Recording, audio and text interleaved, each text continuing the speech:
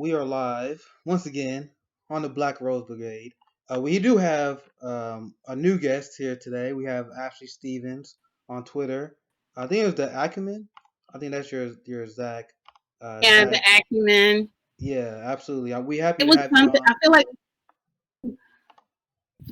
Yeah, we happy to Thank you have you for on. inviting me. That's such a Yeah, weird. yeah. I like. I wanted to invite you on. I know Jackie mentioned that. Like, yeah, that's a great idea for a guest because the whole idea of this show is anti-establishment, giving voices to anti-establishment minded Black people because the whole idea of the media sphere and what happened in the political process that we live in under right now is only a certain amount of Black voices are allowed in political discourse. Like the Black voices you see on MSNBC, the Black voices you see on CNN, even a lot of Black voices you see right under pieces like The Root. They are vetted and they have largely establishment minded beliefs. So that's why we started this show in the first place, so we can actually amplify the voices of the Black leftists. So I'm glad to have you on. We got my boy RJ on as well. He was on stream with me earlier this week, and obviously Jackie Poe is pretty much my co-host on the Black Rose here. So I don't know how many of y'all saw the debate last night. The thing is, I watched it pretty much only because I'm a political nerd, and then I can't help myself. I want to take a break eventually from politics, but I watched it just because I kind of want to see what the shit show. But at the end of the day, I don't know what you guys think. And I was kind of laughing when CNN was doing their pre-debate show because they trying to get ratings. They trying to make it more dramatic. They're like, "This is a lot high stakes, a lot on the line for this debate." And I'm like, "Bruh, millions of people already voted. Millions of people already voted early, and then even more people already got their mind made up. They were just a spectacle for us to enjoy." But it also was important to watch because I think there are some key takeaways that we can have from this debate. A lot of people, like, if you watch CNN, MSNBC, a New York Times breakdown, a Washington Post breakdown, it's very elementary in terms of what they talk about when they break these kind of things down. Oh, Joe Biden looked poised. Who's that? Who's that? I think that's Oh, there we go, my boy Rome. What's What's up, poppin', Rome? man? What's good, bro? I was wondering if you was gonna Shit. drop in. Yeah, man. I'm still working. I just had to Oh, that's cool. You got a few minutes with you. That's all open up the good, bro. door. That's all good. You Shit, say man. Get you out say here you're where it's working. quiet. Black people. But What y'all chatting about, man? we just got on. Actually, this is good timing. I don't know if you saw the debate, but we were about to talk about that, and um, I wanted to. We're gonna roast Rudy Giuliani as well because there's also a lot of takeaways you can take from that. But the biggest thing, the only reason I watch the debates because, like I said, I'm mostly a nerd, but there are important things to take away from them. And one thing that kind of drives me crazy when I watch Joe Biden and when I watch these debates, I focus on like how the oligarchy frames these issues. And this is the third debate in a row, and no questions about the homelessness crisis, for example. The lack of questions you see on these debates shows like the priorities our government has, the priorities that a lot of people that our next government will have when they come in. The fact that Joe Biden is not really pressed on the relief checks as well drives me crazy. Because the way they actually asked it, I was actually shocked that they even asked a question about the COVID relief checks. But they asked it in a very, very shady way. I don't know if a lot of people caught that. They asked Joe Biden, why didn't you put any pressure on the Democrats to accept the deal? Now, on paper, that sounds like a good question, right? But the question should be, Joe Biden, do you support monthly relief checks for Americans? You see the difference there?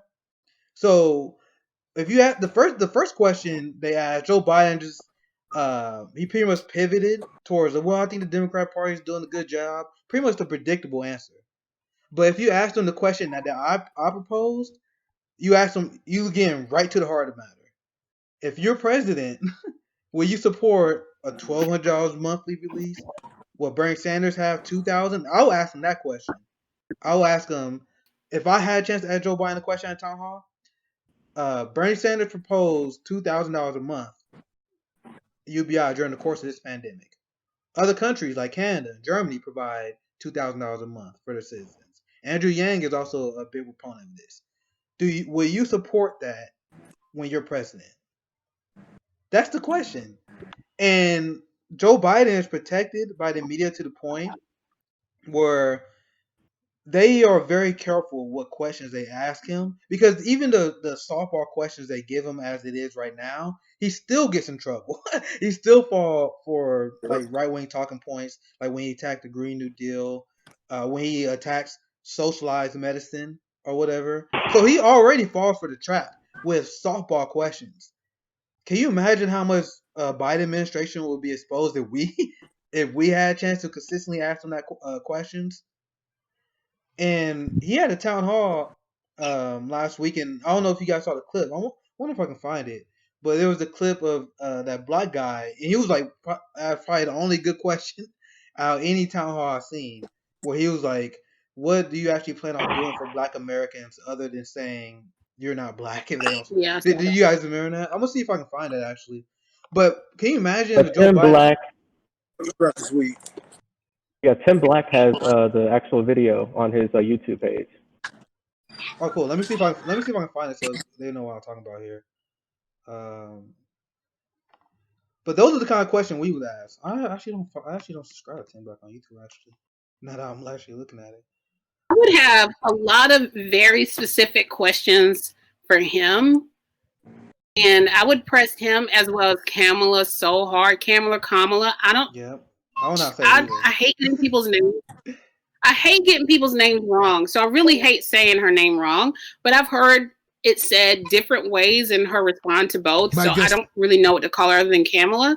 But I think that they both need to be pressed on, like, I want a clear and concise from you step plan of what you plan on doing to reverse the psychological, financial impacts that you put on the Black community through your crime bill. Like, what type of reciprocity Come do on, you man.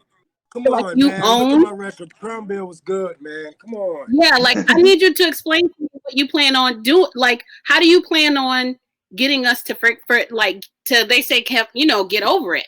But just like I was telling somebody saying today, like, yo, the people in their 30s and 40s and late 20s, like I'm in my early 30s, I am the jokes that y'all said, calling us, crack babies, and it's so funny because their parents, brothers, uncles are going to jail. So now we're adults. We've seen what has happened to our friends, our family, people in our community. We've seen families be ripped apart by Joe Biden's crime bill and the drug laws. And it's very important that we bring up that simultaneously, Joe Biden was writing these crime bills and these laws with crack to cocaine. The U.S. government was intentionally and specifically putting crack cocaine in the Black community.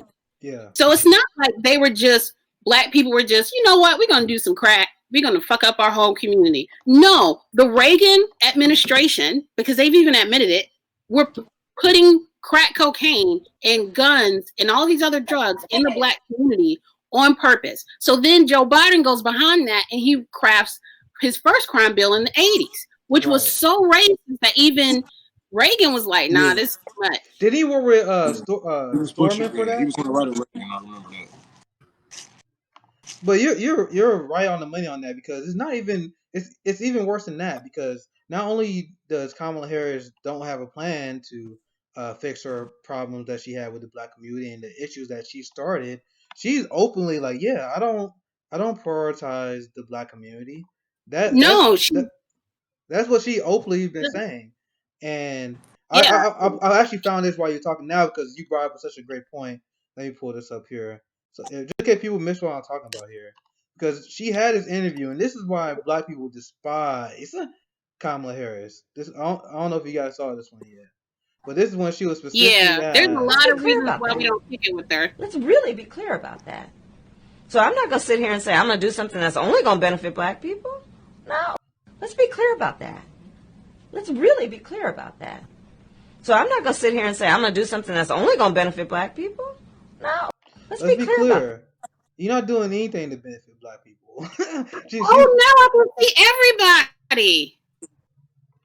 like that's a Okay, I can see everybody now. oh, awesome. I don't know So what you just did, but now I can see everybody. that's the thing. Like it's funny because Joe Biden right now, I haven't like I remember I've seen a recent poll that had him like 85% of the black vote. But I remember when Kamala Harris was first chosen as a VP nomination, his support dipped in the black community immediately. Like, and he there Yeah, was a like immediately. yeah there was a point in which she was like at Kamala didn't 70 have support herself.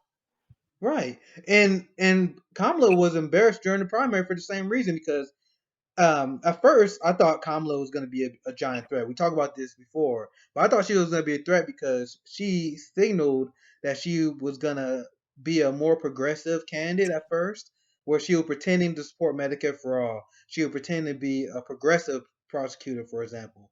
But then she pivoted to the right. She pivoted as a centrist, and she pretty much lost the entire like 10%, 12% of her base. She was only like 1-2% before she was forced to drop out, which shows that this whole quote unquote democracy we have is kind of a sham because Kamala Harris was picked by the oligarchy a very, very long time ago. Yeah, And they was trying to make her a household name around the yeah, time, like way before the impeachments. We was hearing about her and Cory Booker back to back, and I was like, is they gonna run for president? Like, what the yep. hell? And they actually did.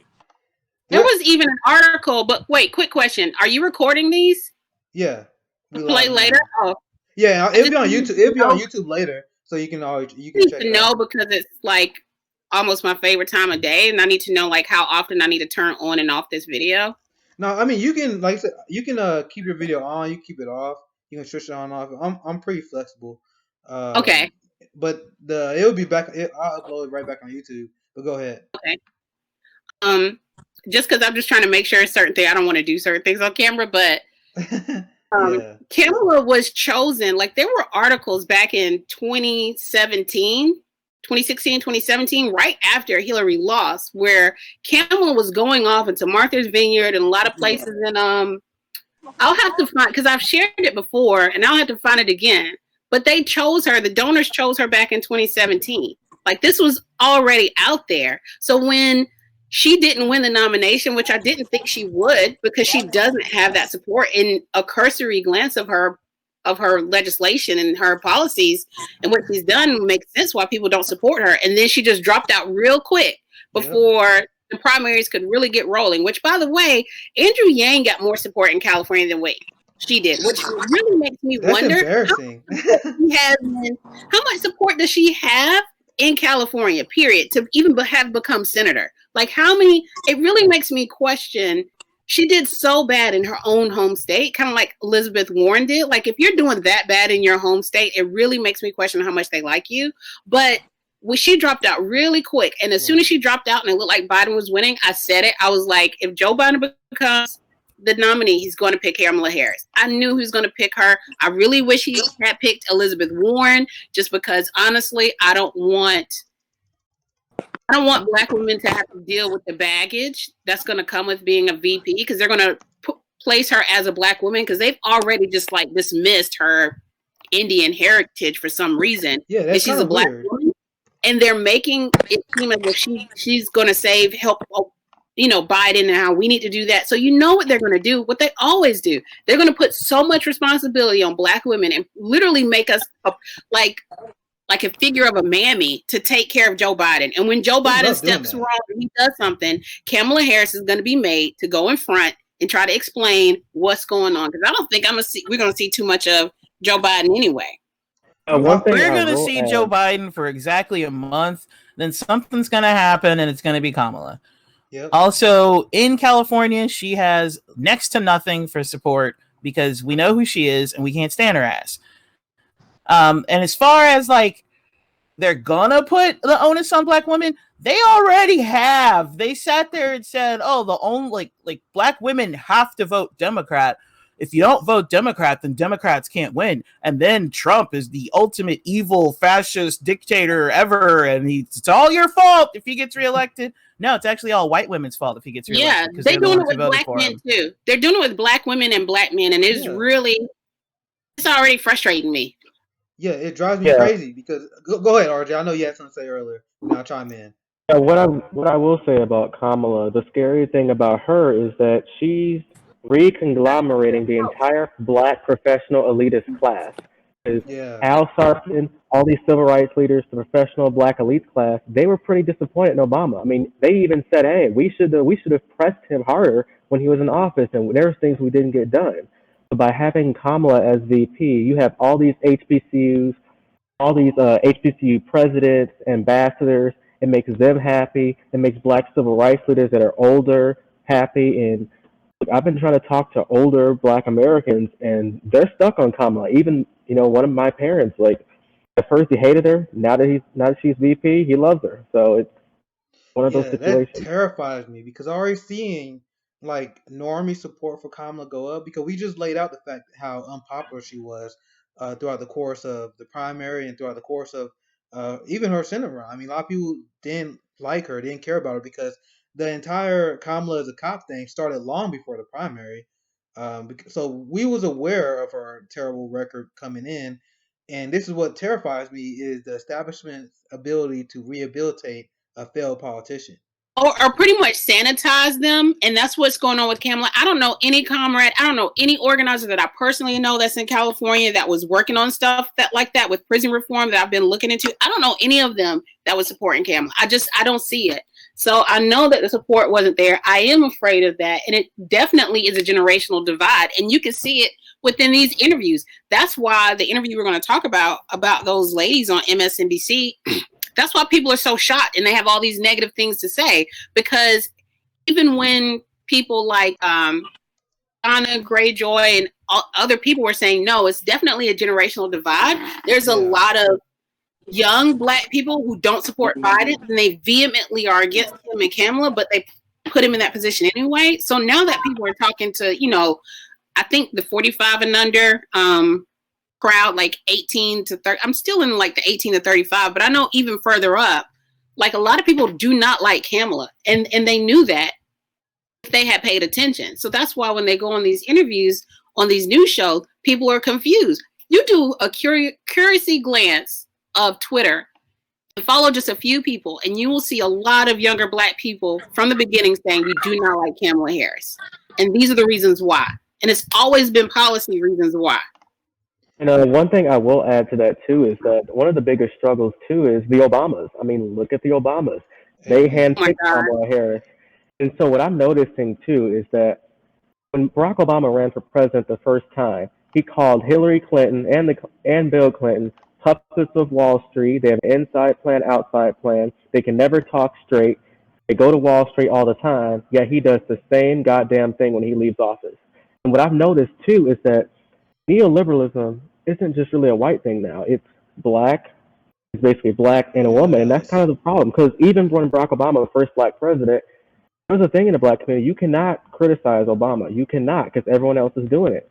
And so now with Kamala being a black and woman, now she could be the first woman as VP. I mean, think about that. Like, you can't touch her because if you criticize her, it's sexist. And also, They too, if you criticize her too hard from the right wingers, then now you're racist now. And look, I'm gonna dig deeper into this before I let you go. But no, go ahead, for break it people down, brother. who are minorities and those who face oppression, it's valid to use those excuses. The problem I have is I have a problem with the establishment figures using those same stereotypes that people in the minority have, and they use it when they're in positions of power. They're Right. taking advantage of it. So now, yeah, that's basically all to say. Yeah, and you hit the nail on the head, both of you guys, because Kamala Harris will be untouchable when she's in a position of power. And like I mentioned earlier, they already starting the rehabilitation process for Kamala Harris. So what I mean by that, if for example, Barack Obama and his administration was a disaster. And as far as I'm concerned, that as bad as the administration the Democratic Party can possibly get, right?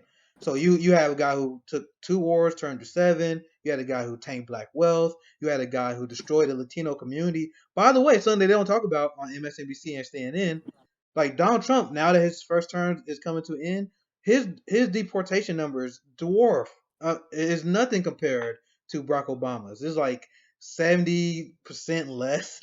I mean, sorry, like 30% less than What? Barack Obama. I want to find the chart because he actually way less than Yeah, Donald I saw Trump what you in did. terms of I know what you're talking deportation. I didn't So see that. I didn't see I'm that gonna when I'm gonna find. I'm gonna see if I can find so you guys can see it. But it's like at the end of the Yeah, I first term, saw that. if you compare first term to first term, he's like significantly like 30% less than Barack Obama.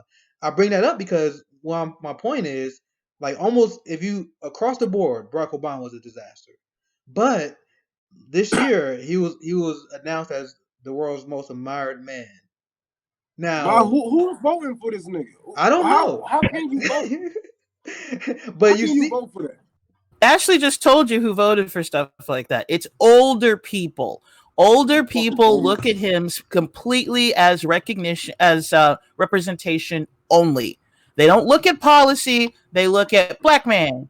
That's why when I It's always all say they to older see. Not only that, if you do try to talk to some of them, like honest to God, I have had arguments with my mom and she has started to cry. Like I have it's seen hard. people talk to people they know, and then they get so emotional because they're emotionally attached to this man. And every time you say things like you don't even know him though, like you don't know him as a man. He's not your friend. He's never been to your house. He doesn't know anything about you. He's a politician. He ran for this job. Your taxes are paying for him to do this thing. Like that's all he is. He is a politician. You are his constituent. Stop trying to make these relationships more than what it is. As a matter of fact, there is no relationship. There's no relationship. Yeah, He don't want the best every time we try to progress in America. Barack Obama comes up opening his fucking mouth. Obama is a villain. Oh yeah, he the truth. Obama is a villain. But that's Obama the whole is a villain. That's the whole plot. That's the whole plot. You know how the movie go. It's always the nigga that you didn't think it was the villain. You know, it's always that nigga. It's always the scientist or the nice guy that helped your kid. You know, when she fell off her bike. But yeah. Go ahead. I would say he definitely, y'all. I was like a hard down Obama supporter. Like I canvassed for him. I did phone banking for him. Like I was called all kind of names going in certain neighborhoods to get people registered and talk to him about like all of that, like hook and line, like straight up. But until once you really started looking into his presidency and the policies and the things that he did, he was awful. And there are a few things that I'm going to hate Obama for. One is definitely squashing things like Occupy, having to create Black Lives Matter, all of this stuff. There's a lot of things he did wrong, and there's a lot of things I don't like. But if there is one thing I'm going to hate him for forever, is what he did in Flint when he pretended that he drank that water.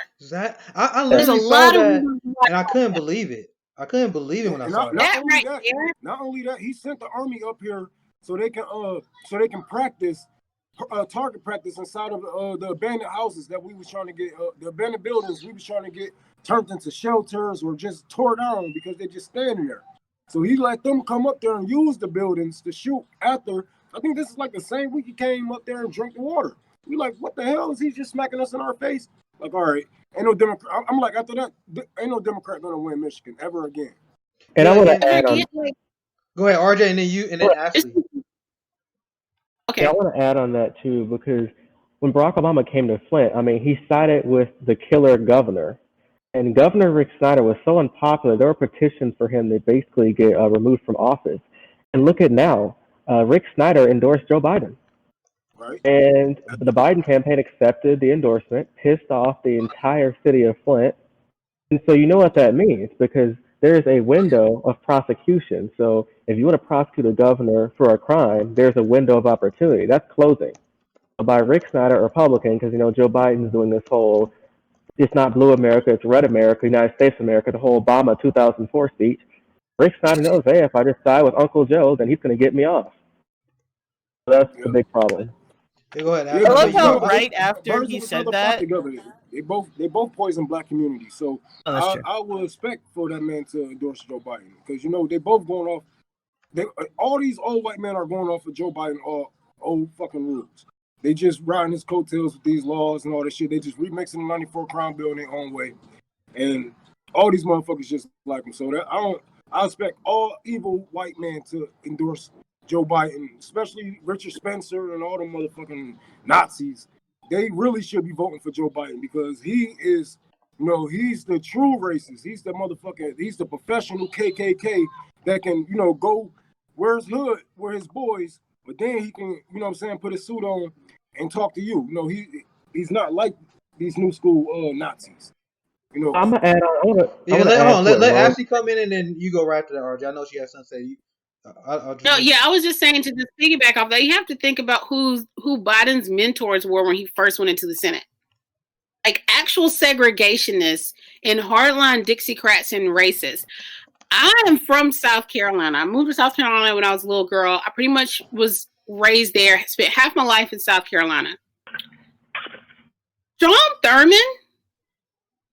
Thurmond is racist as fuck.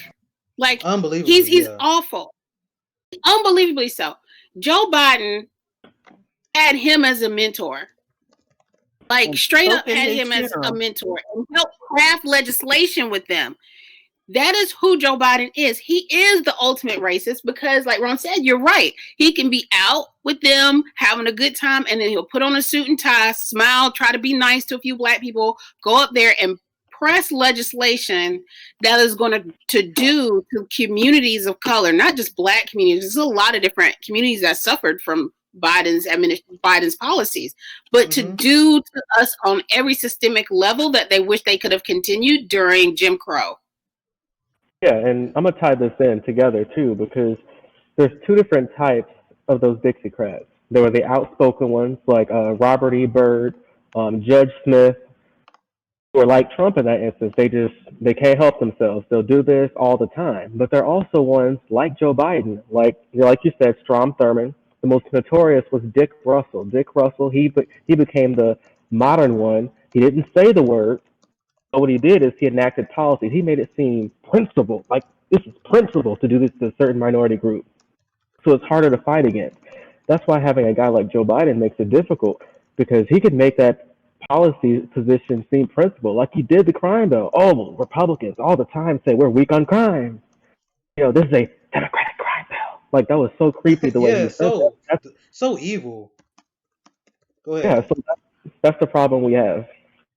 Yeah, and there's a point that Ashley brought up earlier that resonates a lot because I talk about this before, and I like to tell the story again because you mentioned how you was telling your mother about the evils of Barack Obama. She almost had tears down her face when you tell her that, and that's a great point because I want people to understand because we're talking about how evil Obama is, we're talking about how evil Joe Biden and all of them is, but it's hard to really explain, especially to people who are not black, why a lot of people had this attachment to Obama. Now, my dad, he grew up in Alabama during Jim Crow, during the Civil Rights era. He got some stories for your ass that will break your heart. Like he got so many stories of him going through so many racist scenarios. He know friends who've been lynched. He's been through the ringer when it comes to white supremacy.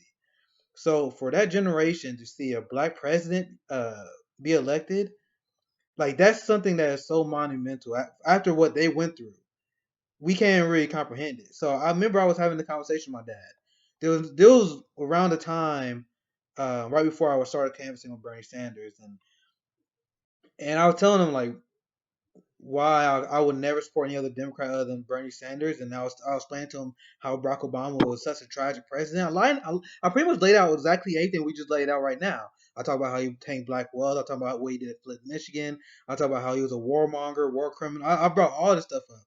And my dad is actually very anti-establishment minded.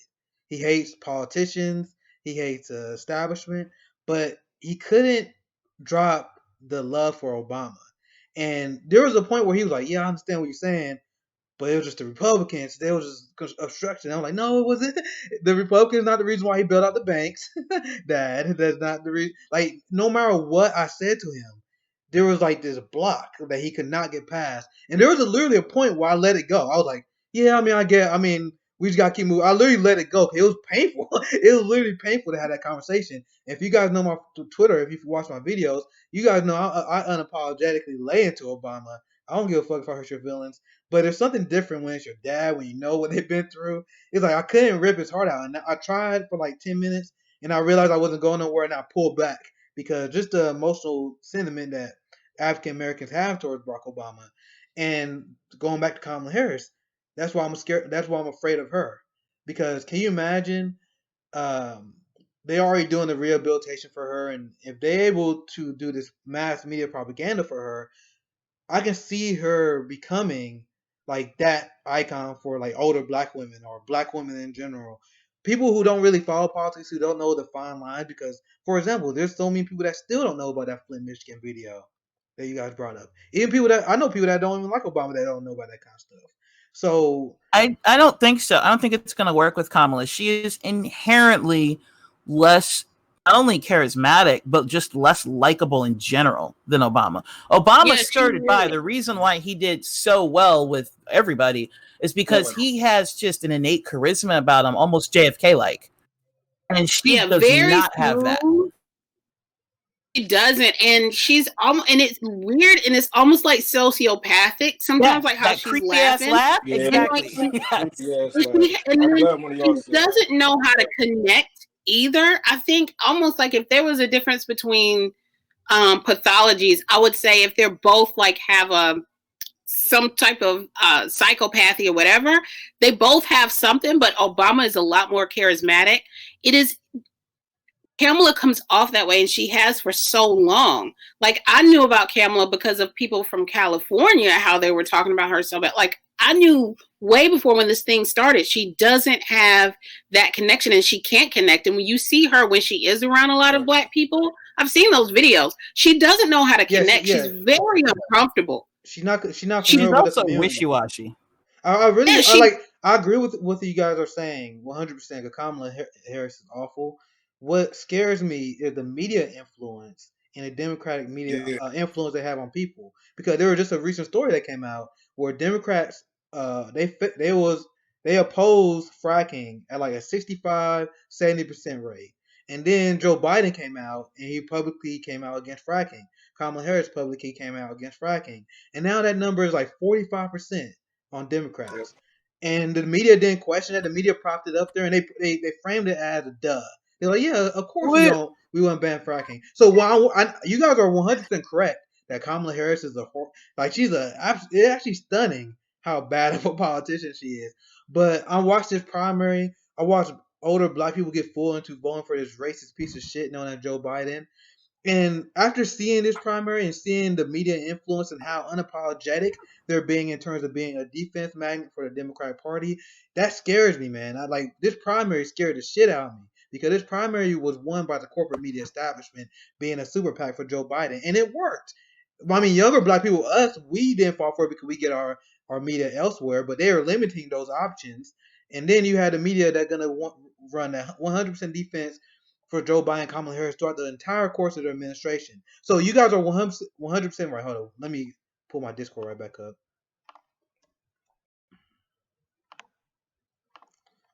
Oh, there he is. He's coming back. Yeah, that happens sometimes. Like, it comes on and off. But my point was, like, after seeing this primary and seeing how much they can take a loser like Joe, someone who lost 3 times embarrassingly throughout the primary, and now they turn him to an electoral juggernaut. Like, you guys are 100% right, but I'm very, very scared for like the future in terms of what the media is able to get done. And I can understand that. Yeah, and I can understand you being concerned because of the way that the media, along with the Democrats, have completely sanitized and rehabilitated George Bush. People have a bigger favorable view of George Bush than what they do Ralph Nader, and that right there is the wildest thing ever. Like, you have a better positive view of George Bush than Ralph Nader. Because if it wasn't for Ralph Nader, we wouldn't have had George Bush. But you're cool with George Bush now, so why do you care? Why are you still angry with him? Yeah, I even see people saying stuff like, don't do what I did in 2000 with Ralph Nader. I mean, But you still hate this guy? But you like the guy that you said you're mad that he lost to? Like, you got to make it make sense. And I don't think they recognize the cognitive dissonance in that. Wouldn't have had George. They just don't. Kamala has a lot of baggage. I can't. I said earlier this year, because actually I changed my registration a while ago to independent from Democrat. And I was still willing to maybe probably vote for Democrat, especially when Bernie was running again. And I even played around with the option of maybe voting for Tulsi or Warren, or like, who could I settle for? But as time went on and the more I read and the more I started actually really reading different works and getting in touch with other people who are further along than I was with my politics, and I started to get more knowledge, the more I realized that, oh no, I'm actually way to the left of Bernie, and Bernie is my compromise. Like, he is it. That's a compromise. And then as I saw things going down in February, because I went to South Carolina, I was canvassing in South Carolina, North Carolina, and Virginia. It's a shame that we didn't know each other back then, because I was in South Carolina too. But go ahead. Yeah, I was there like all the time. And what I saw go down on primary day, because I was there primary day, because I was driving people to the polls and everything. What I saw happen down there and how it was so orchestrated, because people are just trying to act like, oh, Biden just handily won. Yo, they were changing polling places the day of the election. Yeah. Like, one of the things for us was to be like, I was one of the people that was driving around and say, hey, did you know that your polling place changed in this area? And instead of being at the church you normally go to, now you have to go to this school over here. Like, a lot of people didn't even know that. Yeah. Like, it was a lot of shenanigans going on. And after I saw that, what was happening, I was like, I will never vote for a Democrat ever again. Like, ever again on any level. Like, I'm not going to vote locally for the Democrats. I'm not on any level, because I'm not going to feed into that party. Because even though they're not national and they don't have all that power there, they're still part of this machine. And they still have the same ideologies. And they're still going to, assimilate into that. And I can't support that anymore. I don't support the Democratic Party for the same reasons. I do, if not worse, than I don't support Republicans. I don't vote for Republicans, and I'm not going to vote for a Democrat. 100%. So me, as undecided it is, am I even going to vote, or am I not going to vote? But either way, Trump or Biden, neither one of them going to get my vote. Yeah, it's not happening. Yeah, it's like, go ahead, RJ, and then I'll chime in right after you. Yeah, I want to kind of add on to what Ashley said. Like, Bernie Sanders himself is completely weak against the establishment. Like, in the South Carolina primary, and just like many primaries Bernie participated in, the exit polls are like 10 percentage points less than the actual vote. And so what that shows you, too, is that the DNC always knows how to play these tricks, like the same trick they did in Iowa with that app Shadow that was by the Buttigieg campaign. And so what I've noticed, too, is that when we get cheated, we tell Bernie, hey, Bernie, you're getting cheated. Do something, you cuck. He doesn't do anything. He just lays down. We were demanding him do something, and that later, and to back up the point that Ashley was making earlier before, like, people get really mad at me. I mean, there's so many Democrats and so many liberals on Twitter that can't stand me. Yeah, the only thing he did was denounce Bernie. They can't stand me, because Ashley made a great point. Because she was like, "Yeah, what's the point of voting for Democrats over Republicans when they do the same thing?"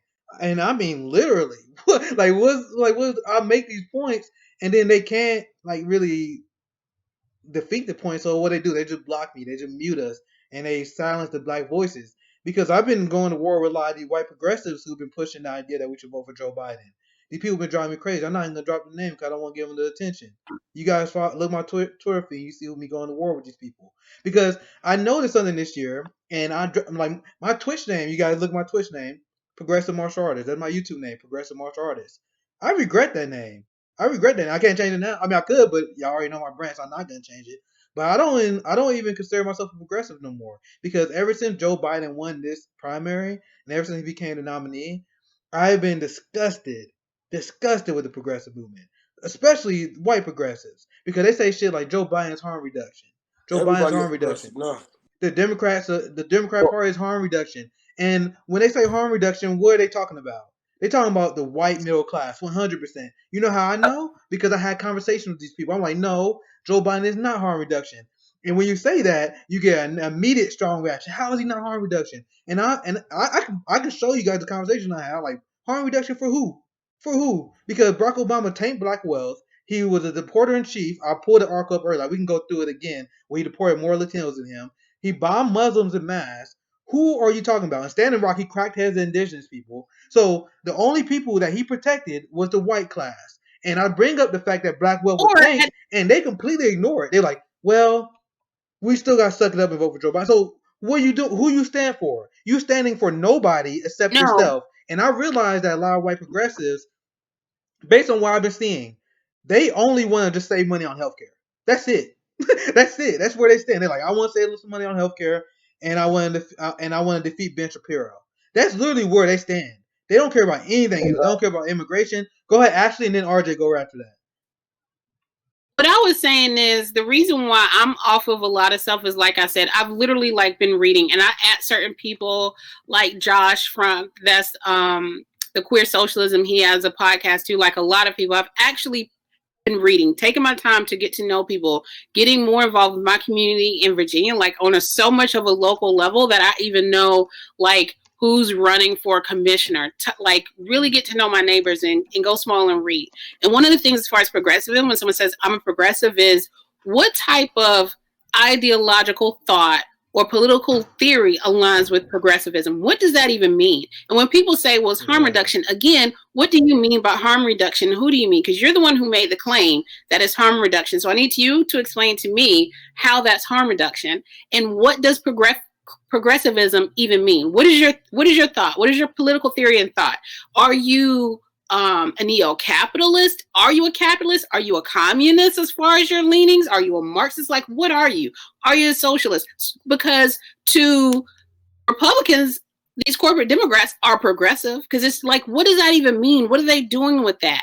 And I don't see a lot of people who were calling themselves that in community anyway. Like when I said I was divesting from electoral politics back in March or April, once everything started going down, I really meant that. I really said, I'm done with this. I'm tired of the games.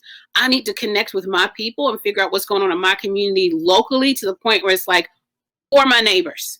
Exactly. Are they okay? Exactly. What about their kids? School is starting. How can we get together and do that? And then through mutual funds and mutual aids, all of that stuff that was circulating in June or July, those things still exist. Click on those links and get to know those people. A lot of people are having Zoom conferences. I've been doing all of this where you just really take the time to get to know other people and find out what you need in your community and go on from there. Because there is no harm reduction. You're right. It's not fun. Sorry to interrupt you, but this is a great comment. I just want to read this because I see this in the chat. I really agree with this. Eric the Red said, progressivism is the adoption and watering down of leftist policies and claiming them as your own. That's powerful. And I'll let you go right after this, RJ, because I think you had something to say. And once again, when I go into war with a lot of these white progressives, I know it's something. And this to piggyback what you said off Ashley earlier, when people dropping these labels. For example, there's all these people that are saying, "Oh, I'm a narco-communist. I'm a Leninist. I'm a socialist. I'm doing all these things." And I openly admit I openly admit on Twitter that I'm not as far left as a lot of people who follow me. I consider myself a socialist, but I don't really consider myself a communist in that way. But I appreciate communist voices. Don't get me wrong, but I'm not as far left as a lot of people. But I'm acting more on anti-establishment minded principles than they are. So, for example, if you're someone who claims you're some sort of communist or you're some sort of far leftist, what fucking relevance does that have when you're voting and you're standing for Joe Biden? Because the trend I've seen is, at first, I remember during March and April, the progressive movement, they was like, well, I guess we just had to fall in line and support Joe Biden. We're not going to be happy about it, but we're going to do it. They went from that to unapologetically defending Joe Biden, shaming people who don't vote for him, and spreading propaganda about him, saying shit like his climate plan is good. So it's like, bro, you can say you can say you farther left than me all you want, but you're not acting on that. You voting like a standard liberal capitalist. So I guess you're like a commie. boomer. I guess you're a commie. You can say you further left than me if you want, but you're not acting on it, so it has no goddamn relevance at all. So that's how I feel on that. RJ, I don't know if you have something. I think I cut you off. Yeah, but I was going to say is that liberals themselves, let's not forget, Joe Biden only had 6% of the vote before in South Carolina. So even liberals and even people who had money said that Joe Biden sucks. Even his own president said, "Damn, don't underestimate the opportunity for Biden to fuck shit up." That's what Barack Obama said about his own vice president. Now to dig deeper, liberals created this talking point of harm reduction because they even felt that Bernie Sanders was the threat. Like they kept saying Bernie Sanders is this crazy Yeah. socialist. And also too, fuck Bernie Sanders at this point. You know why? Because he adopted that harm reduction bullshit talking point. Oh, Joe Biden is my good friend Joe. Oh, you should vote for Joe Biden for harm reduction. Fucking bullshit. Fuck Bernie Sanders. I'm so done with him. Like, it breaks my heart to say that because he's the one who brought me into politics. I'll support him for policies, but he is worse than Trump people in terms of political tactics. I'm not mad That's at where you you at get it from. that. I'm not mad at that. I tell people this: Bernie Sanders stopped being our leader the second he dropped out, and it's always funny when people still pretend that Bernie Sanders is the leader of the left. He's not the leader of the left.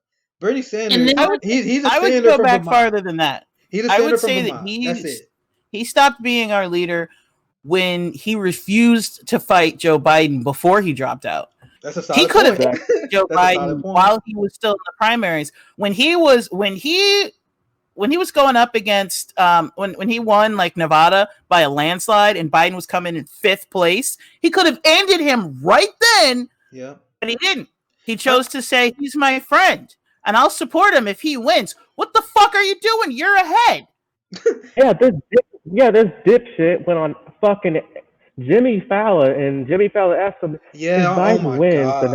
nomination, do you think he could beat Trump?" I do. Really, I saw that. And really, I fucking Bernie. almost flipped the table. That's I, when I he mean, well, if ceased he's to not, be our leader. When he decided that he was going to put his friendship with Joe Biden over fighting for us. his Because let's be friendship. clear, all of his policies where he was saying he's against the establishment, Joe Biden is the establishment. His Yeah. crime bill is going against Joe Biden's crime bill, okay? His policy proposals are going directly head to head with Joe Biden's proposals. That's why Biden's sitting here going, I'm not a socialist. I'm not going to do fuck all Bernie says. He even admitted yeah, that the committees, the air quotes committees that he did, were just bullshit to shut the progressives up. He's Yeah. like, I'm not going to listen to them. Fuck them. And we and tried I'm to gonna say add this on to the that. whole time. It's Yeah. all performative bullshit. Yeah. It's not even that, like, people get mad at me when I criticize Bernie Squad, but it's like at the end of the day, they care more about preserving their friendship and their relationships and their status among the Democratic Party than fighting for us. Because I said this before, I'm gonna say it again. If the reason why I was excited for Bernie Sanders in the squad is because they didn't take corporate money. Now, what does that mean? If you don't take corporate money, that means you're not going to act like a corporate politician. That means you're not going to apologize to Nancy Pelosi. You're not going to apologize to them.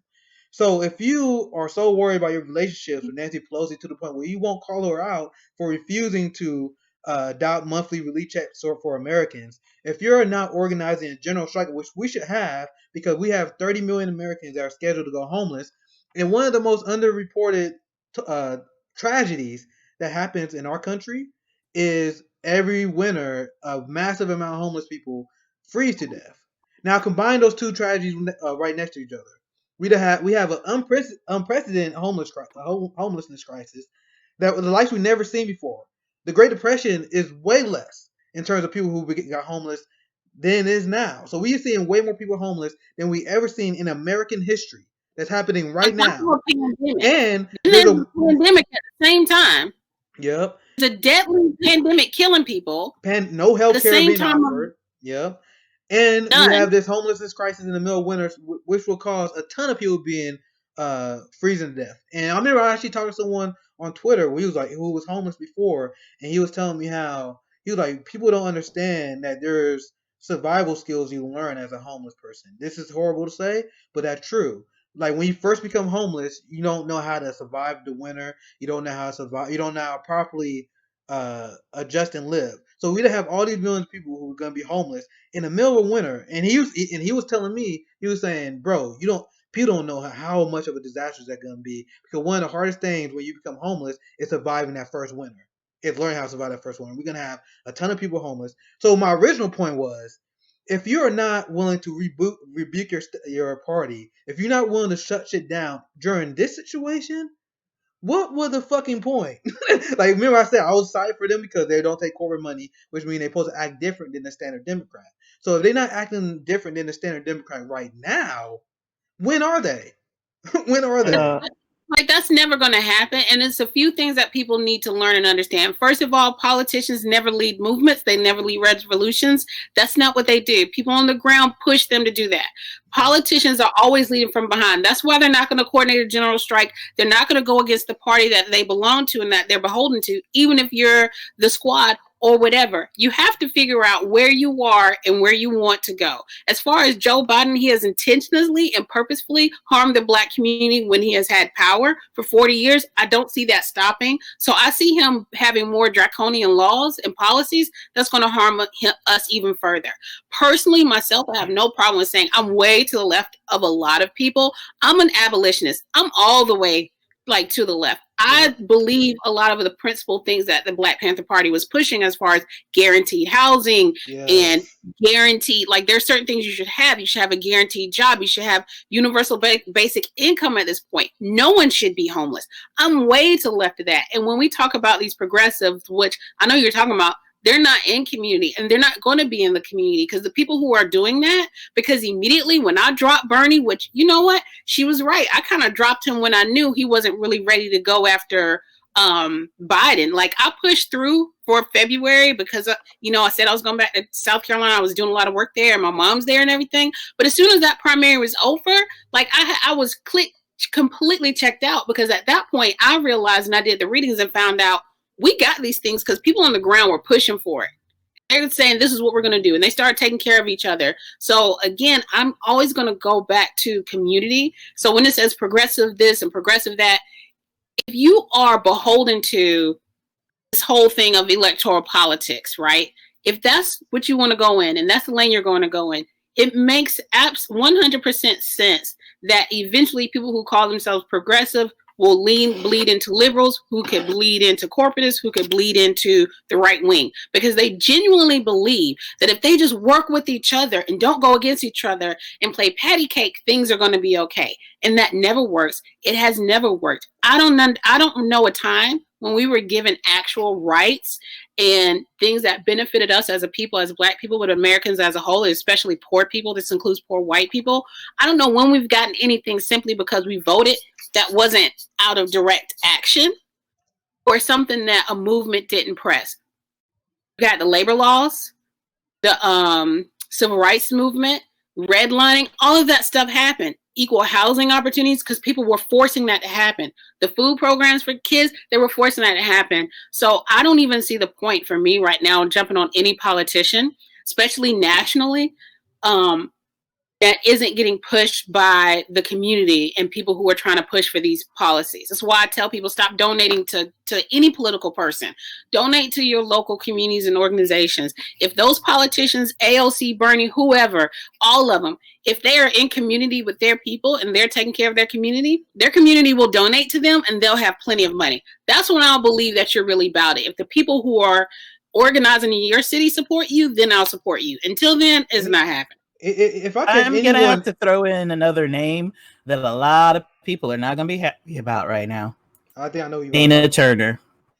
I know you about to talk about right now because people were going in on her. Yep. And it fits perfectly in what she said because, and what Ashley was saying, like, there's a hero worship around politicians. And I think Barack Obama had a lot to do with that. Because even remember when McCain was like, this guy's not a politician, he's a celebrity. He was right. Yeah. But he's both. But the reason why people have that emotional connection is because he is a celebrity to many Black people, not just Black people. And Nina Turner has attained that status within the progressive movement. And then yesterday she was like, hey, I'm buddies with John Kasich. Y'all cool with that, right? Yeah, that was this year. I saw that whole thing going off, and I was like, man, I'm gonna watch how this whole thing unfold before I make a judgment. But it's like, man, it doesn't look good, and I'm not one of those people. Like I said, I hate politician worship. So if Nina Turner makes a mistake, we should go after her as well.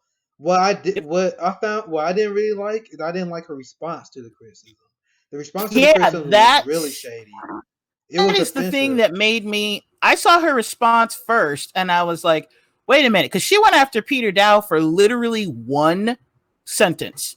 He asked one question. Yeah. He was like, John Kasich? Like, really?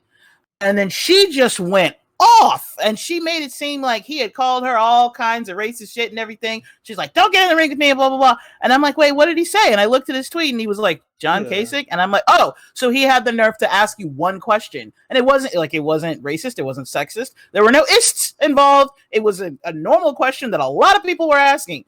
And then it took about 10 minutes for everybody to be like, oh, everybody's going after Nina because she's black or because she's a black woman. No, they're going after Nina because she did something questionable. Because she had John Kasich on her podcast, but she didn't have him on there to go after him. She had him on there specifically to talk about the areas that they agree. And as you can see right here.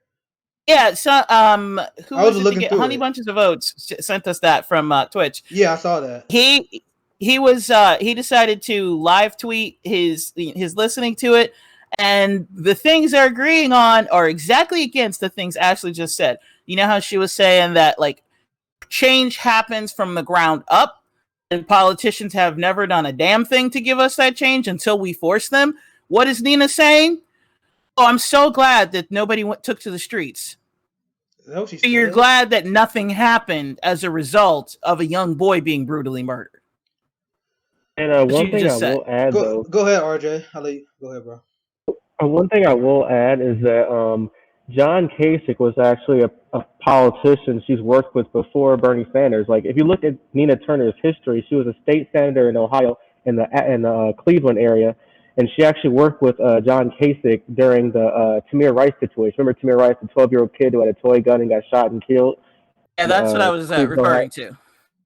Yeah, so she was actually bragged about really working with him because John Kasich was the governor at the time. So I thought that was kind of okay because I guess where I'm at now politically is like you don't have to be like a so-called progressive, but if progressives can be able to talk to Republicans but not sacrifice their principles, then I think that's okay. So I'm not ruling out canceling Nina yet. Yeah, but I'm not canceling her, but it's something that we should be aware of because exactly, I do agree with you, RJ, because that's why I didn't immediately lash out on her because people they had a kind of a knee-jerk reaction where they were like, well, she had John Kasich. I was kind of like, that doesn't look good, but let's see what they're talking about. Because what if, hypothetically, what if she had John Kasich on the podcast and she moved him left on something?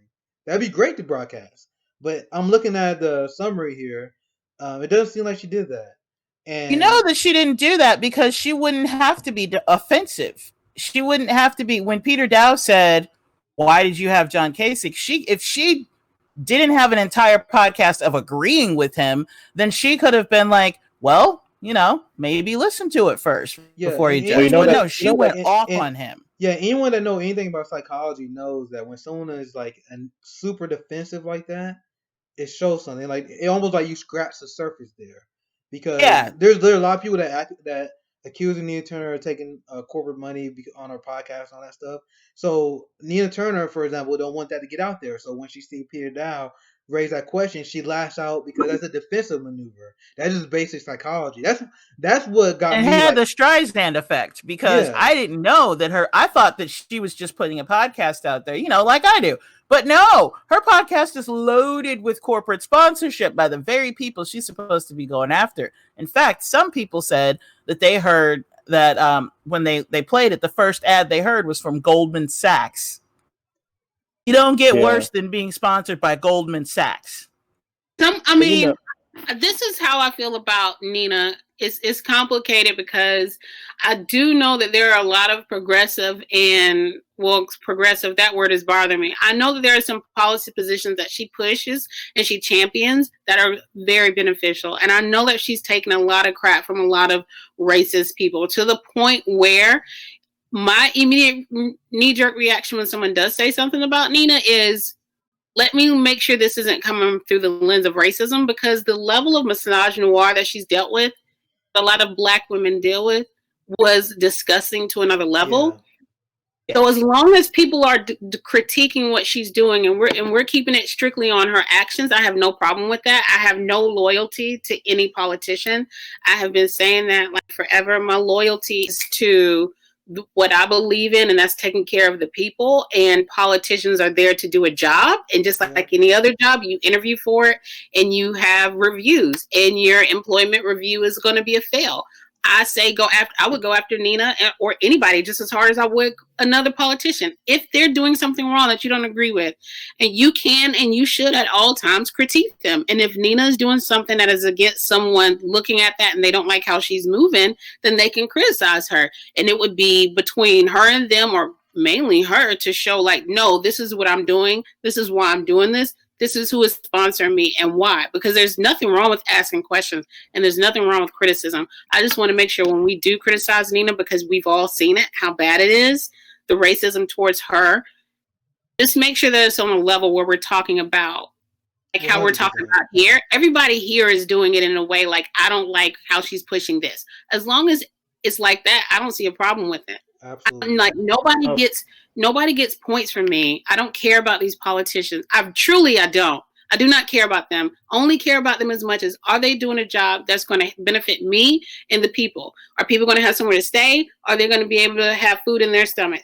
What about the water in certain areas? What about the environmental racism? What about the Native American communities? What about the immigrants? What about the Black community? If you're doing that, that's all I care about. I don't care about your personal life.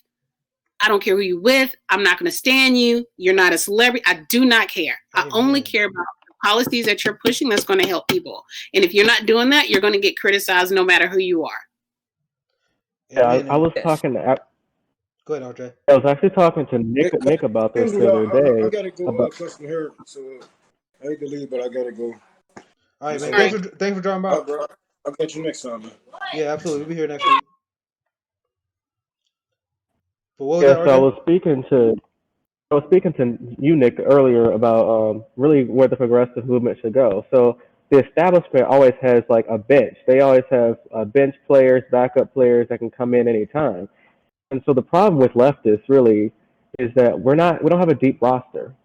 And so if you look at all of our political leaders, they're on the outside. There's no one on the inside. And if you look back in history in the 60s, the 30s, and 40s, we had somebody on the inside. Whether people knew it or not, there was always some people on the inside in our ear waiting for the light switch to come on for them to bolt into action. And so when you look at the progressive movement today, the only guy we had was Bernie Sanders, and even he betrayed us. I guess my question is yes, organizing is good on the ground, but if you don't have guys on the inside of the game working for you, you're screwed. I would challenge that. I would say, back to what Ashley was saying, we don't need anybody on the inside. We need a ground movement that's going to make everybody on the inside listen. That's what we need. We need to organize enough. We need to come together outside of politics to be like, you ready to listen yet? Because you're not getting shit until you do. Exactly. Completely withhold that vote. When I say you need to make them listen to you, I mean, do not vote for them. Whatever Joe Biden, this is the one election, like, honest to God, I'm not judging any Black person. You do whatever you feel like is best for you. I'm not going to judge you no matter who you're voting for, because I'm not going to tell people who have been systemically and continually oppressed that they're voting wrong. Whether they're voting for conservative, libertarian, green, whatever, you're doing the best decision for you. But what I am saying is that if you really want to make someone listen to you, and in this case, the Democrats, because they have caused the most harm to us in the past 40 years, let's just be, like Kamala says, really clear about that. So the best way to get Democrats to listen to you is to not vote for them. Any vote Biden gets should be considered a blessing. And he really shouldn't be judged in how they're trying to say, oh, look at this percentage of people that's not going to vote for Joe Biden. Ooh, that sounded really country. Let me stop. But I'm trying to like code switch. But at this point, you can't give them your vote. Like, that's a good way. People gotta just be like, nah. Like, the way to punish them is to not vote for them. You're not gonna move them left. So you tell them, we're gonna withhold our vote from you until you do this, and then they lose. And the next person comes and says, I want you to vote for me. Okay, I want you to do this. Okay, yeah, I'm gonna do that. Then you put them in office. They don't do that. You don't vote for them the next time. It doesn't matter who the other person is. This whole lesser of two evils, this lesser of two evils is exactly why we got to this point where it's Trump versus Biden. Yep, and that's a great way to transition to this. I'll let you go right to this article. I wanted to go over this video because that's a good way to transition, because Ashley said she's not going to judge, especially anyone of people of color who they vote for, and I've been clear on that from day one. I've been strongly advocating going third party to break the two-party duopoly. But I'm like, man, if you feel like you gotta vote against Trump, do what you gotta do. But a lot of people don't understand. This is what drives me crazy about the white progressives I was telling you guys about. They have no idea the struggle with actual black people going through this country, and the fact that we need political action right now. That's why I want to pull this video up. Hopefully not too lag on stream, but you guys should be able to hear it pretty well. Let's play this here, just so you guys see where they're coming from. I'd write your name in at this point. Usually by now I would have voted already, but I think the video lag, but y'all should be able to hear it. I'm just not comfortable with either one of them right now. What are you Playing now? looking for? Oh, What there do you you need to hear? Let's start at the crime bill and the fact that he has not only not apologized, not only Joe not Biden. Right. he has not only not rectified. Every time he reverts back to, well, it was the Black Caucus members in the church, but they were with it too. Yes. Okay, you fooled them as well. You know, Fuck you them. never said I'm sorry. You know, it's like I didn't do it. I want to hear an ironclad plan. I don't want to hear if this or if that or after the election. Does the presence of Kamala Harris on the Democratic ticket Hell sway no. you at all? Not at all. I don't know who said she had our vote. She does not Thank you. grab on Yes. to I Kamala with the love black these girl people. magic, but that didn't happen. On the gotta play Democratic that. That's ticket fucking hilarious. sway you at all? Not at all. I don't know who said she had our vote. She does not. We were supposed to grab on to Kamala with the black girl magic, but that didn't happen because she didn't right her wrongs. Like, I hold officials accountable. I don't care what color you are. And I think that too often we automatically think that because someone looks like you, that they're going to have your best interests at heart, and that's just not simply true. What a powerful clip. All skin folk ain't kinfolk. Man, there's so many white people that saw that clip and then they literally can't even comprehend it. Because No, you could see the comments under like Twitter, like I how could read racist people were being and how like they were really getting on those women. And it's like none of those women said they was going to vote for Trump, though. None of them. meanwhile, None you of got white women who vote for Trump.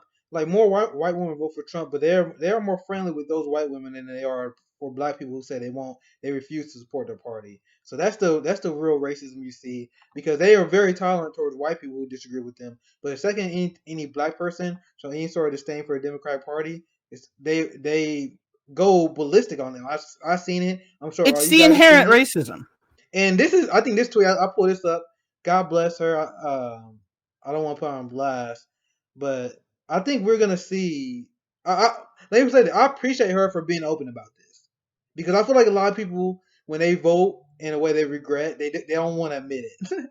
But this is this is before the debate. Like, I don't know her that well, whatever. I don't know her politics, but she's like, my comment on this was, I mean, this is what I truly believe.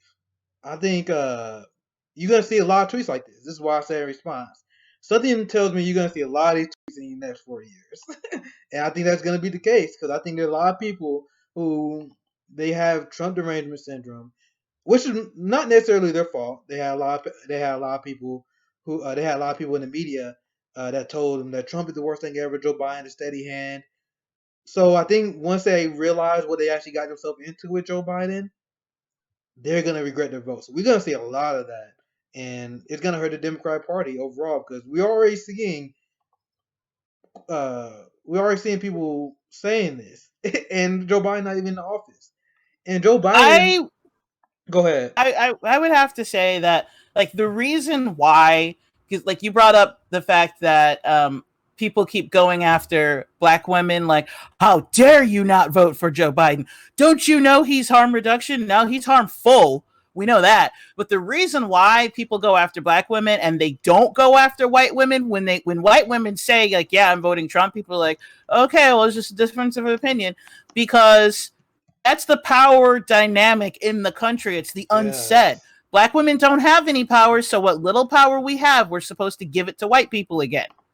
And when white people have the power, when white people make a decision, well, they're free to make that decision. But it's that old racist trope that black people don't know what's good for them. We need white people to tell us, which is why you have this podcast saying, nah, black people can speak for their damn selves. But how many times have you had tweets after this broadcast where people have said, you guys are wrong? Like, white people have told us that we're wrong and that we need to vote for Joe Biden anyway. Like, because it's the narrative that black people we're too stupid to understand what's really going on, and we can't think for ourselves, so we need white people to tell us how to vote. And if we don't listen to them, they get really angry. Yes. But white women are allowed to do whatever they want because they're seen as smart enough to think for themselves. So it's just a choice that they made. But blacks are supposed to follow along. And this is something that is politically acceptable for white people to do, and the upper class to do as well. For example, when Bernie Sanders was winning, when he was doing well, there were discussions of how if Bernie Sanders is the nominee, we're not gonna have people that support him because you can have people in the upper class who won't support Bernie Sanders because he's a socialist. And when they frame it that way, they say it as a duh, right? They say, of course, they're not gonna support Bernie Sanders because he goes against their interests. So when the fact that came out that most white women supported Donald Trump, it was reported as a dud. They're like, yeah, of course, you got white women who like the Republican Party. But meanwhile, whenever someone in the black community strongly advocates for the community and they're unwilling to bend on that, then we are seen as beyond the pale. We are seen as the only community that it's not okay for us to withhold our vote. It's even Latinos. Like, there's a large amount of Latino Trump supporters, and I don't see them get harassed the same way that we get harassed when we're not even voting for Trump. Almost every single one of my friends. Well, I'm not saying everyone. A lot of my friends were posting their Green Party ballot on Twitter, and every single time they post the Green Party ballot, it was people going insane. The liberals were going insane, and a lot of them was black people. Taylor, she posted her Green Party ballot. Savion, he posted his Green Party ballot. There are a ton of black progressives that Monica, the black Bernie babe, she posted her Green Party ballot that had everyone going crazy. So why is it that white liberals and white progressives get super mad at black people for not even propping up the Republican Party, but it's okay for white women to support Trump? For example, I would get blocked on Twitter. I'll let you go right to this, RJ. I get blocked on Twitter by these liberals and and these Democrats. They don't even want to debate me. Like, these same people I see block me, I will see them quote tweet white women Trump supporters. Do you see the issue with that? So I'm not allowed to have a political opinion, but the white woman who supports Trump, she's eligible to debate. That's the racism. Now go ahead, RJ.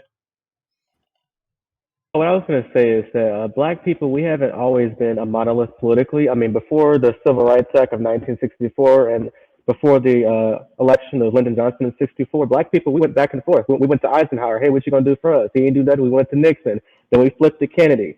Then when Kennedy died, we said, hey, Lyndon, what are you going to do for us? And so my general point is that you look at nowadays, 90 at least 90% of the black community votes Democrat, and the other 10% or less votes Republican. So now the Democrats have a monopoly over black issues. So even Republicans now are saying, well, we're not going to get them anyway, so we're going to pump the brakes. And then now Democrats, now that they know that we're stuck with them, they say, well, look, you're going to vote for Republican, pound sand, you get what we want to give you, you get what we think you deserve. And so that's the bigger issue. So for me, I used to be a liberal. I used to bash all black conservatives and those that voted in the Republican Party. I've stopped because that's why I admire Ice Cube, and I know people in the black leftist community and even black community hate Ice Cube for this, but I admire it because what we need to do is this.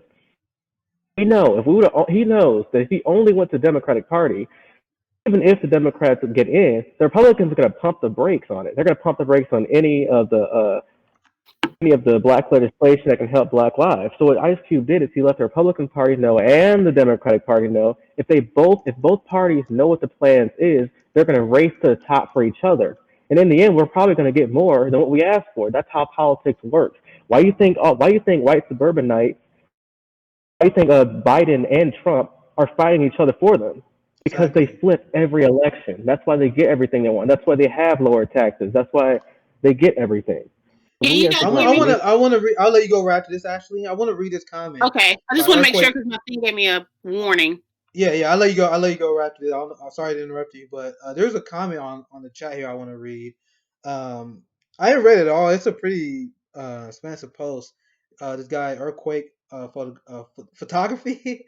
It said white people tend not to think of any minority, especially black and indigenous, communities as having the same breadth of beliefs. The idea is often white people are 50% of the population, so they are large enough block to be a diverse opinion. Black people are 13%, so there's less diversity, which makes zero sense if you think about it at all. But most people will just look at hard quantitative data without thinking about what the data actually means. Like I said, I didn't actually read the whole comment, but I really love the last point because this is something I see white progressives do all the time. Mostly, I don't want to drop anyone name because I don't want to give them the attention. But I remember I was having a conversation about harm reduction with someone. Where I said, well, Primo Joe Biden neoliberalism destroyed community. They destroyed the black community, they destroyed the Hispanic community, and they destroyed the Muslim community. And this so-called leftist, this so-called communist said, it's our role as progressives, as leftists, to reduce as much harm as possible. So we got to vote for Joe Biden because we think he will have less harm overall. Now, this is why what his comment says hit the nail on the top of the head. This is what the problem with white leftists and white progressives are because they look at everything as a numbers game. So if you look at everything as a numbers game, that means you are inherently less caring about the minority communities. Because if you look at everything as a numbers game, that means the will of the black community means significantly less than the will of the white community or the will of the Latino community or any community, for example. If you look at Asians or indigenous people, people who are not a giant part of the population, but their lives matter too. So that's a great comment. I don't know if you want to chime in there, Ax. I think I interrupted you. I give you the floor here. No, I was just thinking that Democrats and even progressive, they genuinely believe that they own the black vote. Yes. Black people have never been a monolith, so you're not going to get the majority. And the fact that all of them, but the fact that they get a majority, like, still isn't enough. There is a lot of paternalizing there in racist tropes, like of how they truly believe they own the black vote and they don't believe they should work for it. But they're never going to because they're never going to have to. Because if black people keep giving the votes, like, to be honest, like, why should they change? Why would they change? Exactly. Like, you're going to vote for them anyway. You're going to just keep voting for them. And if you just keep voting for people that are going to harm you, then, that's why it's like, I'm not going to judge. Nothing will fundamentally change. Yeah, like nothing's changed. I'm not going to blame people for either not voting or voting a certain way because they see things haven't changed for them. And they know that change still isn't going to happen for them.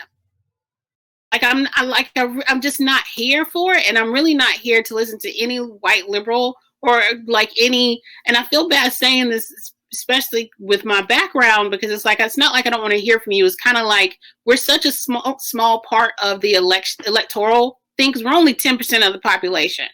10. Like it's not like we have a huge population. So like 10% of us. Considering there's just so many other things that they can talk about when they come about the vote. Yeah, and it's so much harder for us to vote too. Yeah, like we still have voter suppression. We have so many things that are going against us, and we're only a small percentage of the population.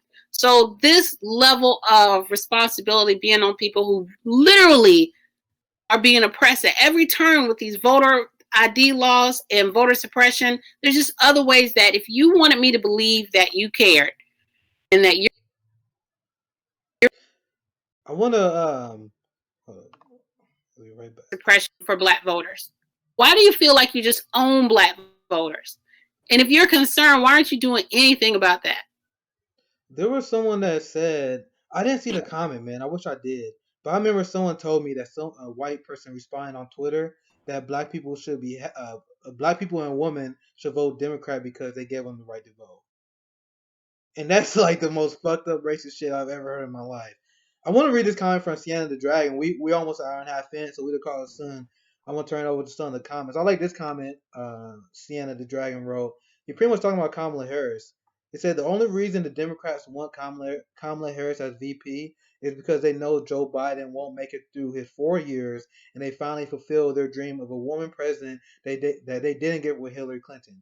Exactly. Kamala Harris will be the same woman president they wanted since Hillary, and that way anyone that criticized her will be accused of sexism and racism. Pretty much exactly what we were saying about earlier.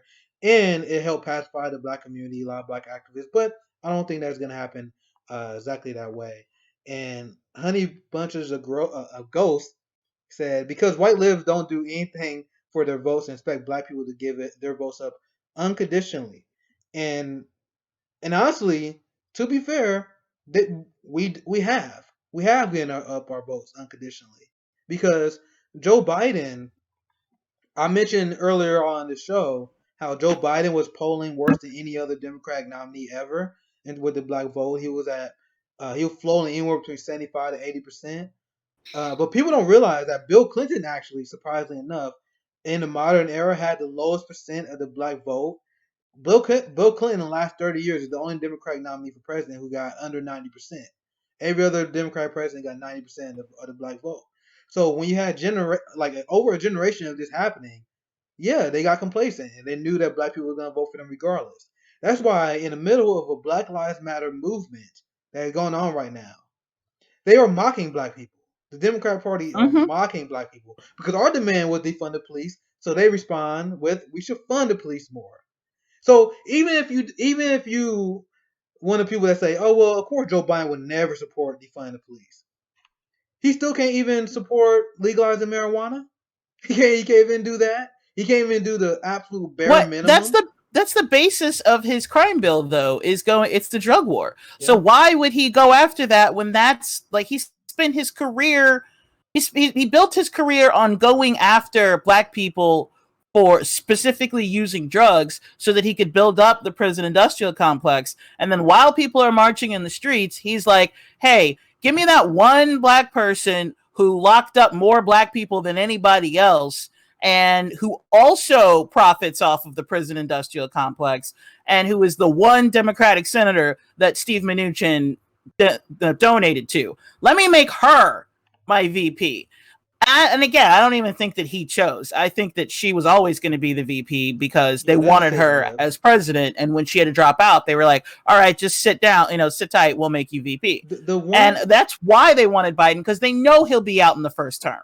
He'll be out in the first 100 days. The one for Kamala Harris to be VP for the Democratic establishment was so strong.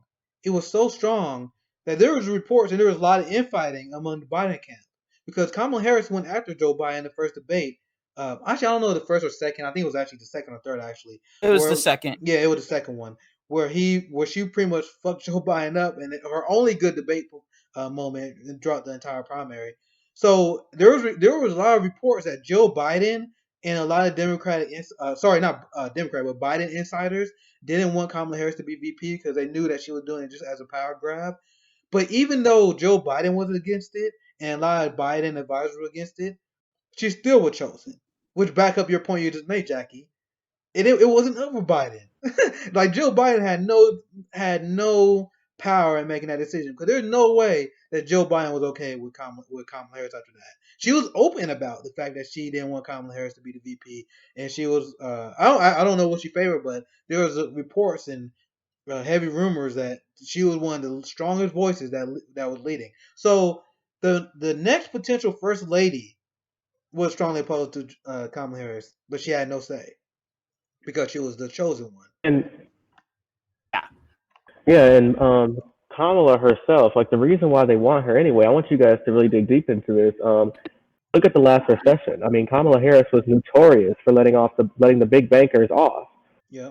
And so if you have someone like Kamala, and by the way, Barack Obama himself, he didn't go after the bankers. I mean, he just let them walk away too. When you add a person like Kamala Harris to the VP ticket, it's a suppression tactic. Like Barack Obama himself, he was effectively able to suppress the black community. Like the same thing with Flint. "Hey, y'all settle down now. Look, I got your back." Like, really? Okay. And so he got people be silent too. Go ahead. He does that every single time, and every time there's like a bubbling movement, they trot him out there to completely destroy and stop it. It's happened so many times over the past few months, but when that happened with the NBA, because that was really starting to bring heat, because when the NBA started talking about a strike, General Strike started hashtagging on Twitter, and people were talking about, if the NBA is striking, then let's all have a general strike. It was really bubbling up, and people were talking about a general strike because I saw a lot of that because I'm in the community a lot more like I don't see a lot of the white progressives that you all see that you were talking about during the stream, because I don't know how this. Maybe it's just my algorithm, but the people I'm seeing are mostly BIPOC, and the white people that I do follow are way more to the left, and they're like a lot more encouraging of this. So y'all gotta let me know who these people are, so I make sure they go after me. Like my following I gotta got make my. sure that, I gotta make sure I'm not. I can't see that because that would drive me crazy. But there were so many people that were starting like funds and like, how are we gonna like general strike? Do y'all remember that? There's no way that I was the only one. Oh, I remember that. General Strike was trending, and it was because LeBron James himself was going to do it. And then Obama came out there and was like, no, just tap dance, bro. Just tap dance. Yeah, but and like, this is what you need to do. And LeBron is so politically ignorant, not in like oh, you're stupid. He's just unaware that he didn't understand the moment that was right there and what he was doing. Because when he started talking about a strike, that's when the public started talking about a general strike, the same way that we were talking about Black Lives Matter bubbling up. We were talking about a universal basic income right when the quarantine first happened. Because I think a lot of people forget that there was this one moment in time where a lot of different communities that typically wouldn't be getting together were getting together, and a lot of stuff was starting to change. Mutual funds, people were talking about staying at home and working from home and how we should be getting UBI. Like all of this stuff, people were talking about healthcare really heavy. Like it was bad because that's when Biden did that 60-minute interview, and they asked him about would he, if Medicare for all went across his desk, would he sign it? And he said he would veto it. In the middle of all of that bubbling up. So at every opportunity of change where people seemed like they were getting ready to do something, Biden, Harris, and Obama was the number one. Like they sent him in every single time. He completely destroyed Occupy. I think you just hit the nail on the head as to why, like everybody's like, why are they pushing Kamala? You just answered that question because Obama wants to retire, right? But you still need that wolf in sheep's clothing. You still need that. You need that person on the inside that can come out and tell the black people to sit down and shut up. And also you need someone who the women can rally behind. That's why they picked Kamala. Because she fits somebody both. That's cool, because you got to get all of these demographics at once. Like you got to get the young people, you got to get black people, you got to get like people who are a little struggling. So you got to give them that little hope and change. Like, oh, you just keep struggling, poor people. Like eventually, and they do that. They do that, and they bring him in every single time. There were several moments during the summer from like April to August where so much stuff was happening at the same time. Abolish the police was really getting big. They were even, a lot of schools, like public schools, have cut contracts with police forces. Like a lot of stuff was getting done. And there were people who were getting together of all different races, religions, backgrounds. Like people, we were talking about class wars, and middle class people starting to finally realize that they are not like rich people and they really should be with working class people. So many different things was going on. People were giving masks out for free. Like, remember when people were like doing those masks and say, oh, if you need something, like let's help each other to make sure people have toilet tissue. There was moments, several different times where little things kept bubbling up. And that's another reason why I think they told us we need to take our asses back to work, because they wanted us stressed out. Because when we wasn't stressed out and we were all on lockdown for like 2 weeks, great point. We were coming together because we were all just home and we didn't have nothing to do but watch Tiger King and like talk about what's going on in people's communities. And we were really coming together. And the last one, that's one that pissed me off the most, was there was a whole general strike thing bubbling because of the NBA. And Obama went in there and said same thing. Oh, you just got to vote. One of the things that we can do instead of that, how about we just, have these basketball arenas be like voting sites, and that's how you're going to bring change. Obama goes in every single time to thwart it. He is a villain. He's the one who kneecapped Bernie. Because had he not made the phone calls and forced all of the other candidates to drop out and coalesce behind Biden, we would be a landslide with Bernie against Trump. Exactly, because the momentum for Bernie was like growing. The whole thing in Iowa, he didn't really win Iowa. Y'all know he didn't win Iowa like that. We all know that South Carolina, there was a bunch of shit happening on there. He won Nevada. Like there was a whole thing. And Obama did go in there and do that. And the thing is, people have openly come out and said it. Andrew Yang said it. Pete low-key said it. Yeah, Andrew Admitted it. Yang said that And, he I dropped out because Biden promised him a cabinet position. Yeah, It's like that's illegal and you're not supposed to say that out loud, but he said it. You know? and nothing one- happened to him. And you could hear whisperings about how Pete did it and how at first Amy Klobuchar, because Biden apparently Biden wanted Amy. Biden didn't really want Kamala, but the establishment wanted Kamala. But he really wanted Amy. Then that George Floyd thing came out, and that's when Amy's like, that thing went down the drain. And then they had to force in Kamala. But I'm not going to forgive Obama for that because he really has systematically stopped so many movements. And he's been able to get away with so much shit. If you just think about what he did with Dapple saying he's just going to let it play out. People are really on Twitter right now acting like things that Trump is doing is stuff that Obama didn't do. And when I push back and like, okay, well, Trump is worse in his harm reduction. Tell me specifically how it's harm reduction. Trump is worse. Okay, you tell me what Trump did that no other president has done. I don't want to hear about his manners. Tell me what he's done that no one else has done. And then bonus points, tell me what Joe Biden has said he's going to do to fix any of that. Because Joe Biden has not said that he's going to reverse any Trump policy. Not one. Yeah, he has said, in fairness, he did say, don't worry, guys, nothing will fundamentally change. Exactly. And that's the only time he has told the truth this entire time. And he wasn't even talking to us. He was talking to his donors. He was talking to people. So that means everything that Trump put in that you're telling me is so awful. We got to get him out because he's just Satan himself. Joe Biden said ain't going to change. That means you're going to get it no matter what. Then you can't tell me, Joe Biden, that Trump, he's the worst person ever, but y'all voting for his military budgets. You're spending his war powers.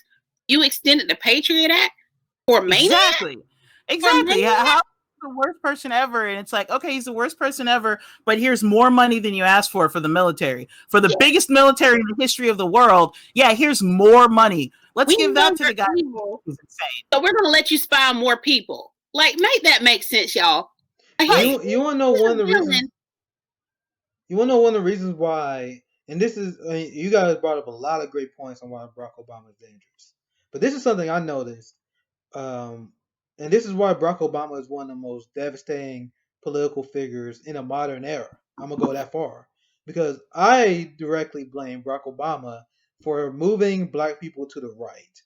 He shifted this country to the right, whether we know it or not.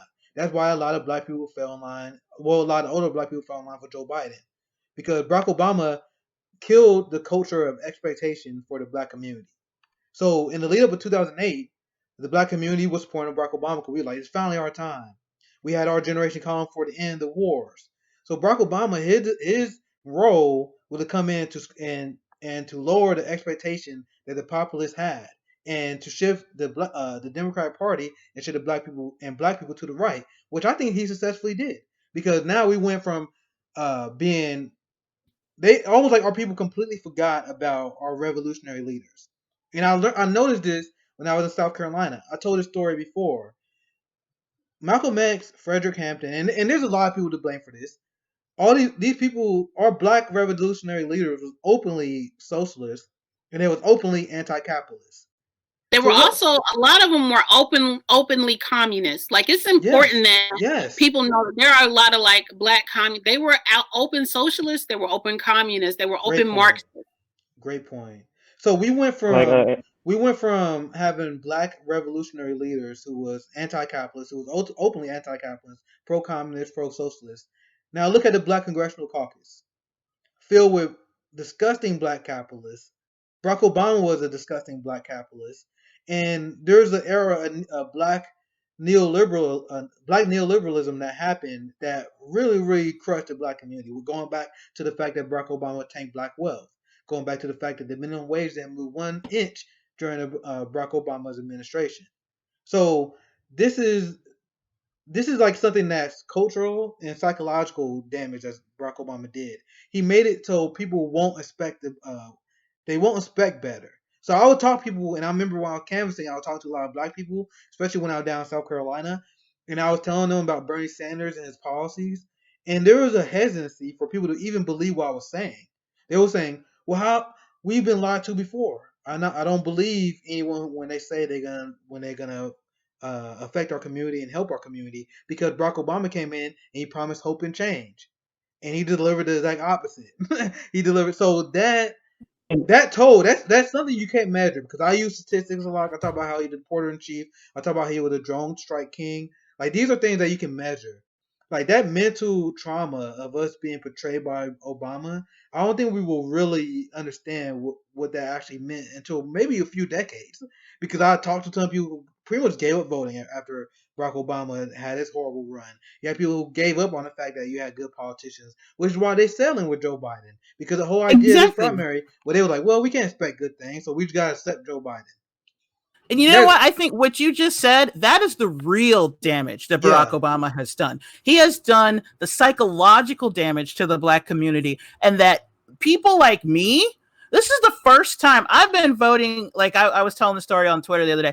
I've been voting since I was 18. When I was 14, I was so naive. I was like a rock the vote person. And I remember I would debate people in school. When I was 14, I was so disappointed that I couldn't go out and vote for Bill Clinton. And I was so proud of myself when I was able to. I was so happy that I was finally able to go vote for Bill Clinton when I was 18. And I've been listening to politics this entire time. And now I'm like, this is the first time when I'm like, I don't even want to vote.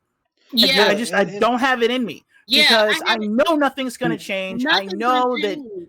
Yeah, nothing's going to change if I can't vote for Biden because I know that's like voting for Biden is like when you tell a toddler, if you do that again, I'm going to spank you. And then they do it again and you give them a treat. That's what this is like. Like I can't vote for Joe Biden.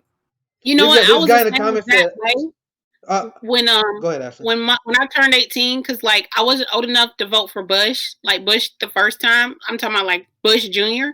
And I was so excited. I cannot wait till I can count down until I turned 18 so I can finally vote for like John Kerry. And like I was so excited. I grew up with a family that was pretty much very politically active. I have people in my family that were part of the civil rights movement. I was just like so excited, feel like I'm doing my part. I remember the vote or die thing that Diddy did around that time. And like I was completely sucked into that. It's like, this is what we're going to do. And then as time goes on, you start thinking, yep, like, no, none of this shit has changed for me at all. Like at all. I know so many people whose lives are still the same that I knew when I was like a kid, like in elementary school. Like their position in life hasn't changed at all, even with a degree. Yeah. I have a question for all you guys. Let's do this question, and then we can wrap up pretty soon. I'll let you go, and let's talk about your question, and then we can wrap up pretty soon here.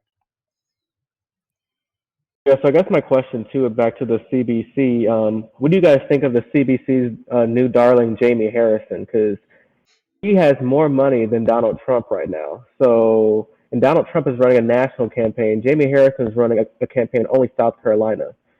So, what do you guys think about his rise?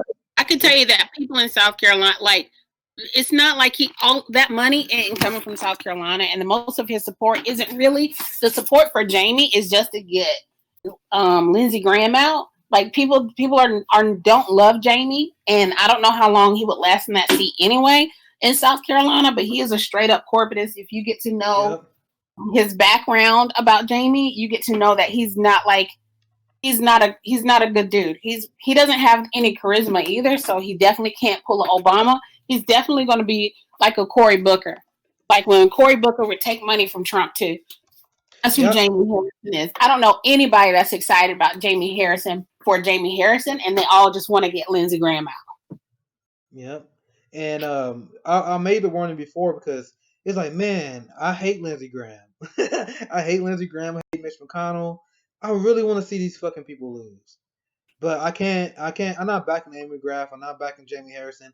And I did my research on Jamie, and I legitimately was like, I want him to be good.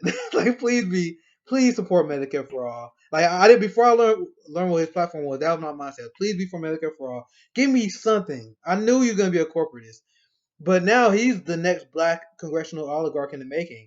But you did bring up a good point that I didn't consider, actually, because the fact that he's going to be vulnerable in that seat, so maybe he won't be the oligarch that I'm kind of scared he was going to be. I'm just happy I'm not in South Carolina where I don't have to weigh that. I don't even have to weigh that option because I hate the Black Congressional Caucus. I hate black oligarchs more than anything. And we can end this on this last discussion point, going back to kind of what I was talking about with Barack Obama. And I always tell people that I embrace our black revolutionary leaders, like MLK, for example. And a lot of these black revolutionary leaders, which something that's been whitewashed in our media, they were strongly anti-imperialist. Like they was ranked. That's something that was a big part of what they stood for. Like when you look at when white people talk about MLK, they stop at the Civil Rights Act. But bro, he was alive for like 4 more years after that. You know what he was doing? He was fighting strongly to get the Vietnam War, and MLK was a staunch critic of U.S. militarism. So people always ask me why I care about foreign policy so much, why I talk about ending the war so much. That's because I literally read a ton of MLK and Malcolm X during my political development when I was a history nerd, and I was like, okay, so this is something that's very important. If you're black, you got to fight U.S. imperialism because U.S. imperialism comes home. So what you see with the police doing against Black Lives Matter is a direct response of what the U.S. military has been doing because when the police was militarized. All these things are connected, and as black people, we should be standing up for brown people overseas anyway. That's the solidarity that we need to survive on our own. Which is why I hate the Black Congressional Caucus, and why I hate Jamie Harrison, and why I was a staunch critic of John Lewis, because John Lewis had a lot of imperialist tendencies as well. Like when he voted against the congressional requiring congressional approval for us to get into Libya. That was what John Lewis did, and now Libya is a failed state with slave markets. That's directly responsible. And John Lewis, I point him out because he's the one that everyone loves. I'm not picking on him. Almost everyone in the Black Congressional Caucus voted that way. And during Barack Obama's tenure, all the Black Congressional Caucus voted against having Congress um, having Congress approve acts of war. Almost all of them did. So my issue with Jamie Harrison, my issue with Barack Obama, my issue with all our black leaders right now is they took MLK's message and completely abandoned it. Not only are they super pro-capitalist when MLK hated capitalism, they are super pro-war when MLK was strongly anti-imperialist. So that's why I'm not supportive of Jamie Harrison. Even though I hate Lindsey Graham, hate what they stand for. I'm just glad I'm not in the States so I don't actually have to actually make that decision to not vote against Lindsey Graham. But that's how I stand on the issue there. I don't know. I'll give you guys the last word on that before we call here. Yeah, just to add to it about another CBC member, Jim Clyburn has definitely done horrible damage He's to the it worst. through this election cycle. So that's all I have to say. Yeah, Clyburn the worst, and that's why I was. And Jim Clyburn literally who I was thinking about when Jamie Harrison was brought up. I was like, "Fuck, man, we can't get another Clyburn. We can't." Like he had, I didn't bring him up in my spiel, but he's as bad as it gets. He I think he had like But by he far knows the highest we should healthcare, just vote for it. the highest amount of healthcare donations is from Jim Clyburn. And one thing I'll talk about when it comes to intersectionality and how all the issues connect, and the reason why I'm a staunch advocate of Medicare for all and eliminating medical debt is because who will benefit the most out of those policies? And the reason why I remember during the primary, my main talking point I was telling people, I was like Bernie Sanders had the most pro-black policy platform in American history, and you can make that case if someone supports Medicare for all because there's no one who suffers from medical debt more than black people. Our life expectancy is way lower than anyone else because we go to the doctor less than anyone else. So we're not able to get early detection. My grandpa died of cancer because wasn't able to get early detection because he didn't go to the doctor because he couldn't afford it. And you want to know why there's a disparity between life expectancy between black males and white people and even Asians because we don't go to the doctor. And we are the community that affected with medical debt more than anyone else. Anyone else. So when I say Medicare for all is the most pro-black policy, how can you disagree with that? Because who will be affected more? Who will save the most money? Who will benefit the most in terms of health outcomes? The black community. And Jim Clyburn is against that. He's a big pharma shill who took records amount of money from them. So people want to know why I treat him as an enemy. That's why he's the enemy. His governance and what he stands for is destroying the black community. And I'm tired of people sugarcoating it. I'm not gonna sugarcoat it. He and many other in Black Congressional Caucus, all of them who against Medicare for all, and that's just one policy. I can go all day, but I'm trying to keep it short. I can go all day about the policies and how they will affect it, like legalizing marijuana, canceling student loan debt, making free public college because we are the ones who pay the most of student loan debt. I mean, that's just one of many. Living wage. Nick, if you legalize marijuana, how are you going to imprison black people and use them as slave labor? Yeah. Yeah, exactly. And once again, a lot of black people have been misled. I'm gonna be straight up honest with you guys because I'm not gonna say a lot of people black people because they were Democratic operatives. So I take that back. They were Democratic operatives. The people that was like, well, Bernie Sanders don't have a black agenda. Bernie Sanders don't have. Bitch, there is no one who has a more black agenda than Bernie Sanders. And so whenever I heard that, especially when I saw a lot of black people like, I don't know who funded them. I don't know who they were supporting. It definitely wasn't K-Hive because K-Hive didn't have the support. Only 1% black support when she pulled out. But there was a portion of black Democratic operatives that were attacking Bernie Sanders because he didn't have a black agenda, even though he had the most robust black agenda out of anyone who ever ran. And Clyburn and the Black Congressional Caucus, they all went against him. So that's why, as black leftists, one of our number one priorities should be going after these black leaders that unfortunately white progressives are not allowed to go after, or they get smeared as racist. So we gotta put it upon ourselves to go after these motherfuckers, go after these people. Fuck Jamie I Harrison, mean, fuck Barack Obama. Go ahead, Jackie. if you think about it, like talking about what MLK and even Malcolm X, the reason why you have to go after capitalism is because, like, I love it when people are like, oh, they don't bring up black people specifically, they're just a class reductionist. Okay, but it's intrinsically linked. Yes. You can't separate the two, because the whole reason why there's racism in America is because black people were brought over to uplift a capitalist system. We were used as the free labor, and then when they let us go, they didn't do fuck all to help us. So it's tied together. You can't take one from the other. Racism and capitalism are married. You have to talk about both of them. And when you say, so that's why they're like, no, we have to do the Red Scare. We can't have you realize that capitalism, like that racism upholds capitalism. And then if you get rid of capitalism, there's really no reason for racism. So the only reason would be like just the otherism, but there's always going to be otherisms, but there doesn't have to be systemic otherism. Capitalism is the reason for the systemic otherism. And you're not going to get rid of racism or make anything better until you handle the capitalism part. Because it is through healthcare, as long as you can keep people poor. That's why, by the way, Reagan was like, we'll just put the drugs in the black communities. As long as you can keep people poor and you can break up their households, you can use them for slave labor, which is what they're doing with the prison system. That's why the wildfires are so out of control in California, because we got rid of using prison labor. And it's like, well, now we don't have enough firefighters because we have to pay people. Like, now we're going to have like a third of the people that we need. It's intrinsically linked. Yeah, you can't separate them.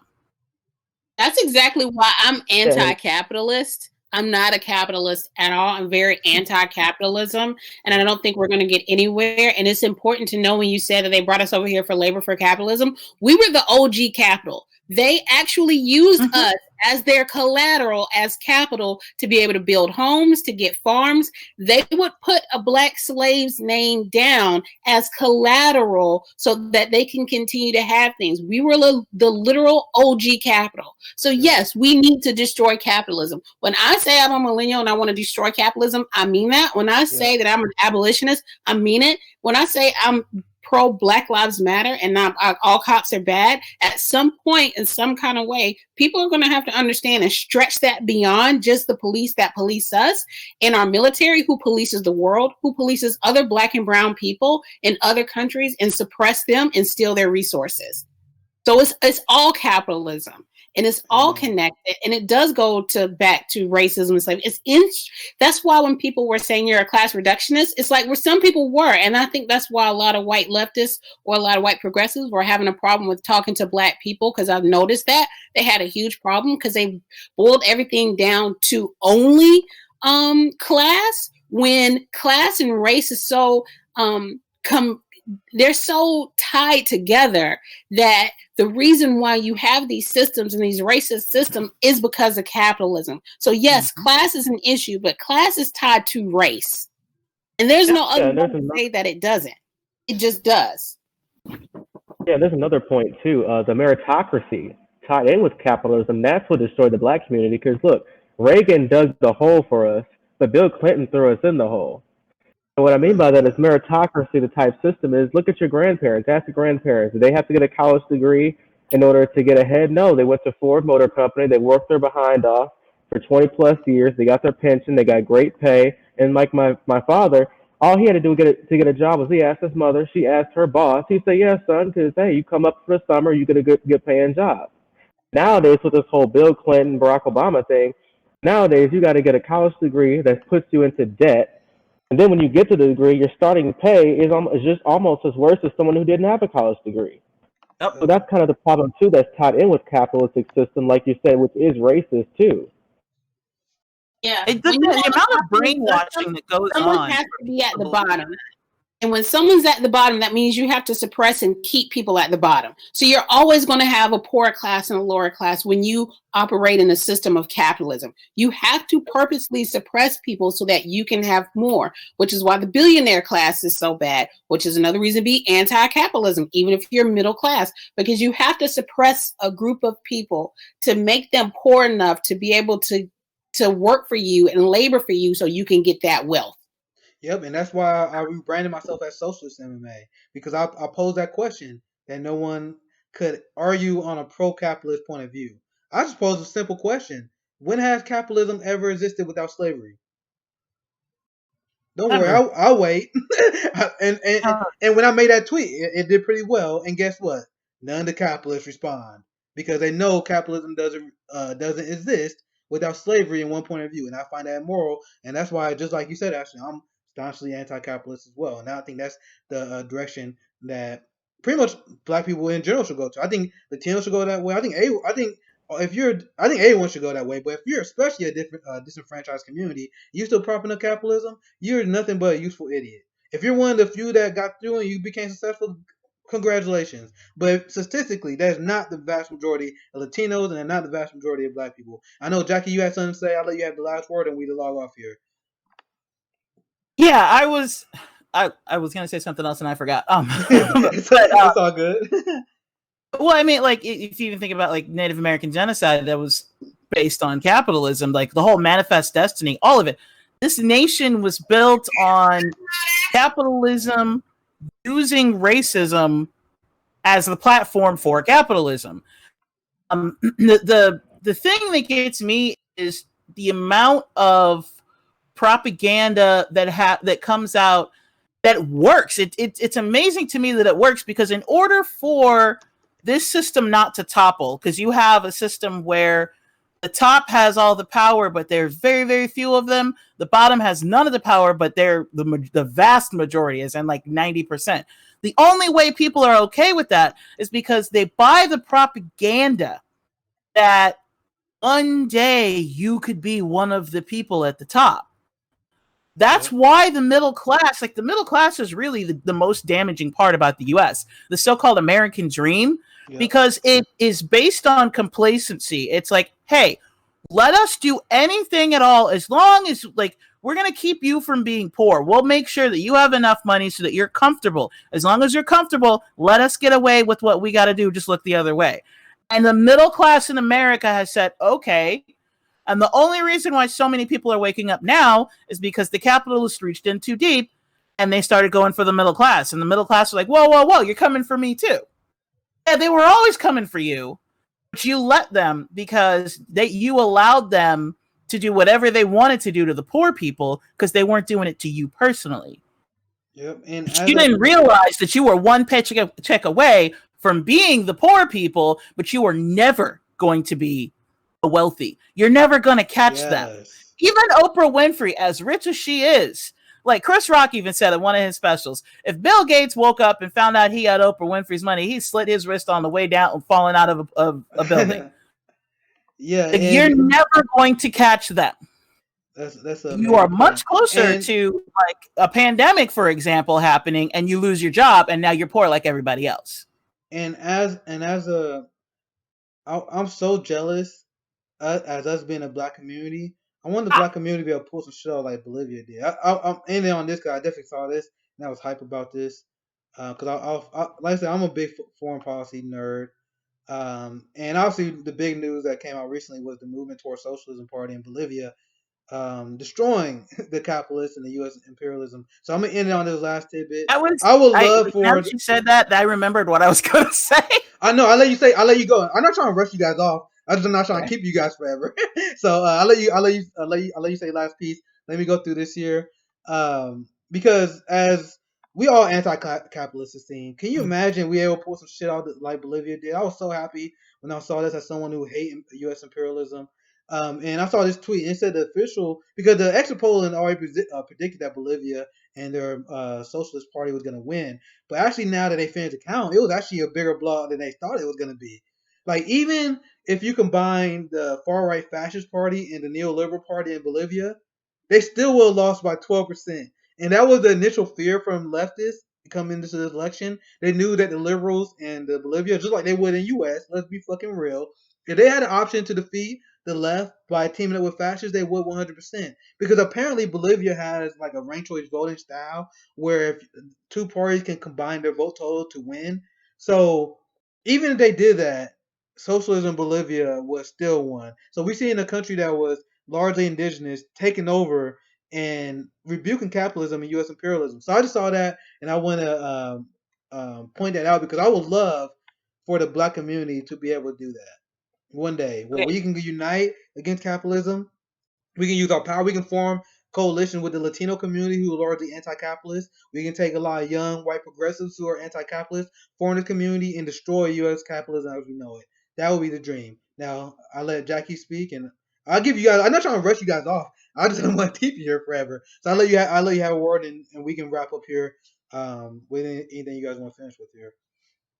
Okay. What I was gonna say is not. I don't want to stomp on anybody's joy, but the reason why I wasn't happy about that is like I'm glad that happened, but the reason why I wasn't celebrating is because I'm looking down the road to when the U.S. coups again. We're going to. Yeah, the problem is us. We are the imperialists. Great. They took their country back until we go and take it from them again. We did the coup the first time. We're going to do it again. And Biden was supportive of it too. Biden, Warren, all them motherfuckers. If Biden becomes the president, we will actively go after them before the end of next year. If it's Trump, because that's the thing. Trump is actually less of a war hawk than Biden is. I think we're going to see U.S. troops in Venezuela. It's possible. Yeah, well, that's because Trump is incredibly lazy. I mean, look, anytime Trump wants to do something, he just goes on TV, says, "This is what we're doing." He tweets it. Then when he gets the tiniest bit of pushback, he lays down. Yeah. Exactly. So all of the I would actually Trump is actually more comfortable with Trump staying president than with Biden because Trump he's a narcissist. You can control a narcissist if you know their weak points. And that's exactly what people are doing with him. They're like, hey, people won't like you if you do this. And he's like, oh, okay, I'm not going to do that. He backs down. Biden will not back down. Biden is the classical old man who's dug into his ways. His ways got me where I am. Fuck you, I'm not changing. Yeah. And one thing I will add, Jackie, is this. People need to realize the only reason we got a stimulus check in the first place was because of Donald Trump. Now, hear me out on this. You're like, Donald Trump, really? It was yeah. But what I'm getting at is this: Donald Trump effectively broke the Republican Party in half, and if the Democratic Party was all for the stimulus checks, yet that's 75-25. And see, with Donald Trump, all he cares about is getting elected. So if giving people money, and he thinks that they're going to vote for him, he'll do it. Exactly, and that's exactly what he's doing right now. That's why it always cracks me up when people just pull a 2016. They're like, oh, Donald Trump's the most unpopular president ever because of coronavirus. Like, oh, look at the polls. And I'm like, I did look at the polls. And the polls that you were saying where Biden had a landslide, he's up by like 3 points in a poll with a 6-point differential. You're not thinking clearly, homie. Like, it's not. And on top of that, everybody's forgetting those silent Trump voters because there are people who are ashamed or afraid of talking about politics because they don't want to get shamed or canceled because of what happened to Chris Pratt. So they're going to just sit silent, but they're going to put Donald Trump down on that ballot box. So I'm not thinking this election's a blowaway. And I think and historically, whenever it's close, it goes to the incumbent. And you know what a lot of people aren't talking about and how this will make a difference? during this coronavirus, because a lot of people are going to remember that stimulus. And here's the thing, people right now where that stimulus made a difference for them, and that stimulus is going to be why they're going to vote for Donald Trump, even if they're black, especially now when he's talking about it. So you got the stimulus. But I'm just saying, it's about to be three things that people aren't thinking about that immediately, like, materially benefited people, and it happened under Trump. They got a stimulus check. I'm a part of one of the people where my student loans got put on hold. Like, I was paying $500 a month in student loans, and now I don't have to because you can put that on pause. Now, think about people who that $500 wouldn't make a huge difference. Some people's student loans are more or less, but you got people where their student loans was taking up a good chunk of their paycheck. So now they're about to have, 7 months of having that money in there. And what they're going to remember is it was Donald Trump who said pause, and, that happened on them. Now, also, people losing their jobs, they don't have a home. Now, through Trump and the CDC, you can't evict people. Yep. And see, and that's what I'm talking about. Like, when people, real money, people care about whether and all of that. You think that's not going to influence people?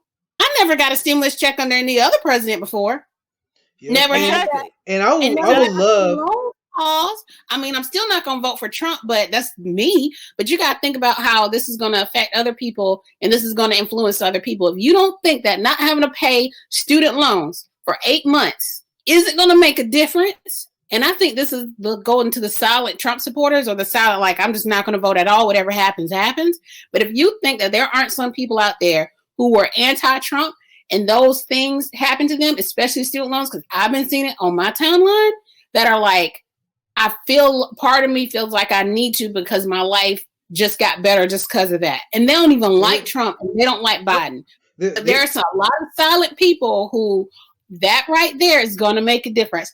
You got people that have thousands of dollars in the bank during a pandemic because they don't have to pay student loans. That's one. Trust me, I will find it absolutely hilarious if I am wrong about this election, because I don't have a dog in this race. Like, whether Joe Biden loses, whether Trump loses, I'm gonna laugh at the loser regardless who wins or loses this race. I don't have a dog in this fight. I don't have a preference. I want to see both of them lose. If that was an option, I would love to see it. There is a good data point for Trump, which backs up what you got. This exactly backs up what you guys were saying, actually, because there was a data point that showed more Americans say they are doing a better spot now than they said they was doing under Barack Obama. People that say they think they are doing better. Now, looking at the state of the country, I'm like, how is that even possible? But I think they're misguided, but you still can't discount that. You still can't discount the fact that a lot of people think they're doing better under Trump than they're doing under Obama. The reason why I think Biden's going to win is because I think Trump, he missed a great opportunity. Because you guys are right with what he said, what you guys are saying, that the fact that he did some things to take care of Americans during this crisis, but there's still a ton of people struggling. And I said from day one, I said if Donald Trump didn't even have to go Bernie Sanders, he could have went a fraction of Bernie. Because Bernie said he wanted $2,000 a month to every American. I think if Donald Trump would have did $1,000 a month for every American, and provided Medicare for all during the course of this, not even for just flat out Medicare for all, Medicare for anyone who has COVID. If he did those two things, you would see Trump winning by a landslide. Like, it wouldn't even be a close election. Like Trump he would have murdered Joe Biden if he did those things.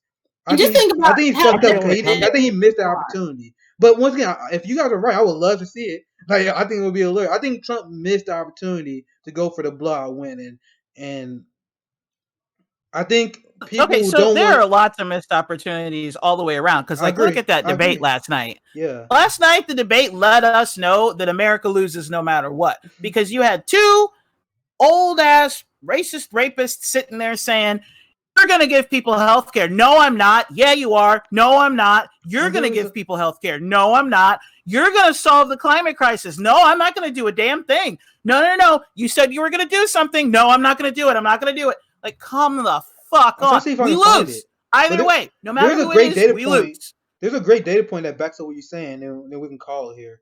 Because you said the debate. Because I was trying to find a tweet. I'm going through my timelines now to see if I retweeted it.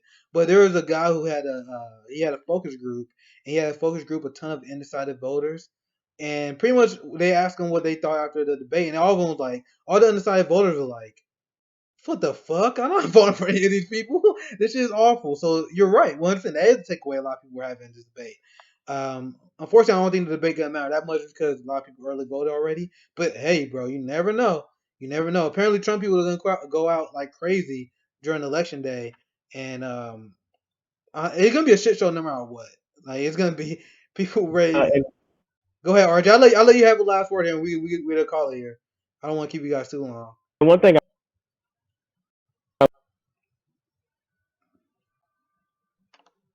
you're going to get a stimulus check or not. Because what's going to happen is this: as soon as Biden gets in and the Democrats take over, the Republicans are going to pump the brakes on everything like they usually do. The Democrats are going to blame the Republicans and are not going to stand up. So you're only it's kind of ironic. The guy that people call a fascist, racist, crazy guy is the only person you can depend on getting a stimulus check from. It's kind of crazy.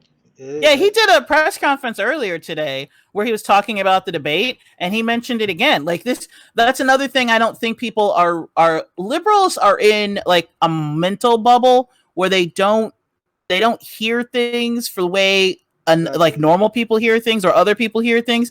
So what he did was, and it was brilliant political move. Everybody's like, "Oh, Trump did this and Trump did that." Yeah, but you know what else he did? He told people, "Hey, I'm trying to give you money. It's Nancy Pelosi that's blocking it.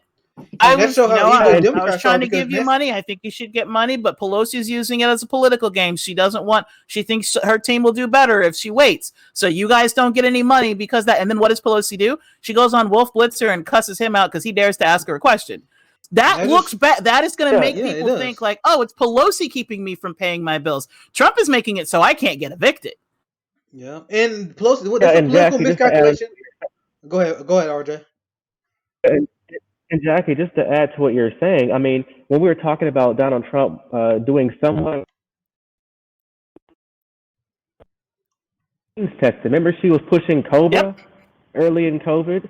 And then she blocked the HEROES Act, actually, and also Chuck Schumer tried to block it too. He wanted to put amendment in the HEROES Act saying that Donald Trump can't have his name on the stimulus checks. Yeah, so what kind of BS Democrats do we have?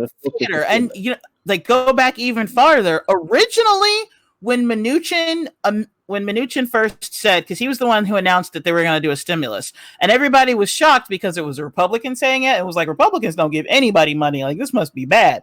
But originally he said, yeah, we're looking into it. We may have to do some kind of stimulus program.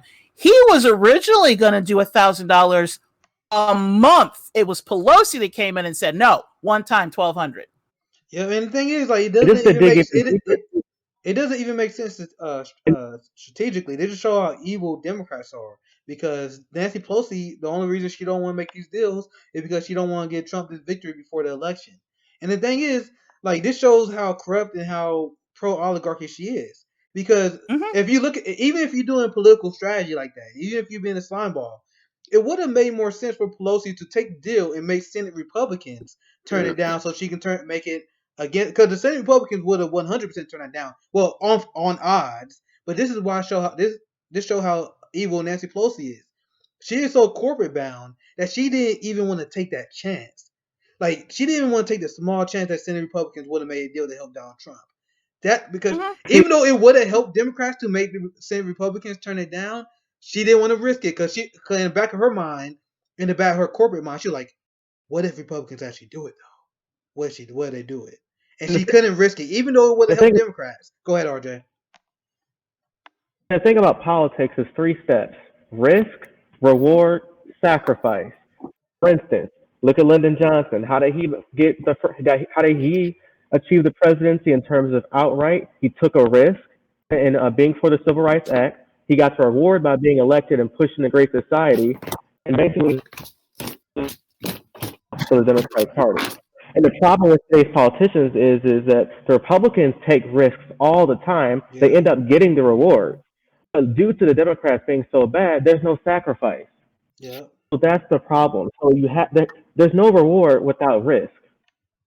Exactly. And so that's why the Democrats always, when they get into power, they get 2 years of a House and a Senate.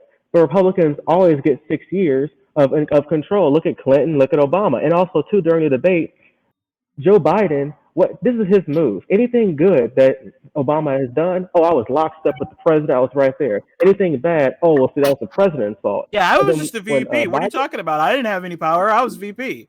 Then, But and then when everything Biden, was cool. Yeah, that was me. I was there. I was right next to yeah, him. yeah, you remember when? Think about this. Joe Biden says that it's every time they say, "Why didn't you do this when you were in office about fixing all the pain he caused?" They're like, "Well, you don't understand the Republican Senate." But then he turns around and says that you should vote for him because he's the only one who can work with Republicans to get it done. So tell me, so what are you lying then or you lying now?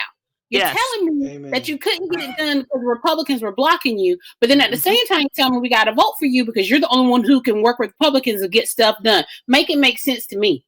Well, he does Preaching work this with out. Republicans to get stuff done, but the part he's not saying out loud is that the stuff he's working with Republicans with is Republican stuff to get Republican stuff done because he's a Republican. And Yeah, get and more. that's Republican primary last night, that was not a general election. There were two Republicans fighting over who was more Republican. Exactly. And nobody's questioning, nobody's thinking about that. He blames Republicans, was like, why didn't you do that? Oh, it was Republicans' fault. We couldn't do it. We couldn't do it because of Republicans. But at the same time, going to tell me, well, if you vote for me, I could work with Republicans to get, and then I could get it done that you're asking me for. So Yeah, if you couldn't get it done then, how are you going to get it done now, Joe? And I don't understand how people fall for that stupid shit. But See, that's another talking point that Trump is actually really good at hammering away. Again, liberals just ignore it because they're like, oh, that doesn't mean anything. But it does. It means things to people in like the Rust Belt. When Trump says, you know what, I've only been in politics for 3 years and people's lives are better off. Like Ashley just said, well, right now they don't have to pay their student loans. Right now, like I have money in the bank. Why? Because it's actually because of Bernie, but it's because of the stimulus, because of the unemployment help.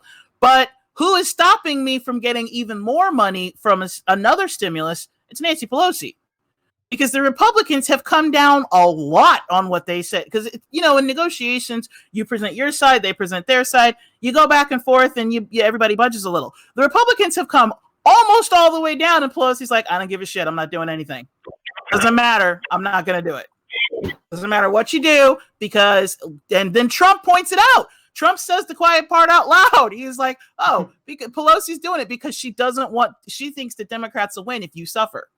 And what does that do to poor people? They're like, whoa, whoa, whoa, whoa, whoa. So I could have gotten another stimulus to help me pay my bills, but it's the Democrats keeping me from getting it. Like that hammer that comes home, that lands. And on top of that, Trump is quick to point out, Joe, I've only been in politics for 3 years. You've been in politics for 47. You sit here and say you're going to do all this shit. You had 47 years to do it. How come you didn't do it in that 47 years? Why should we give you 4 more?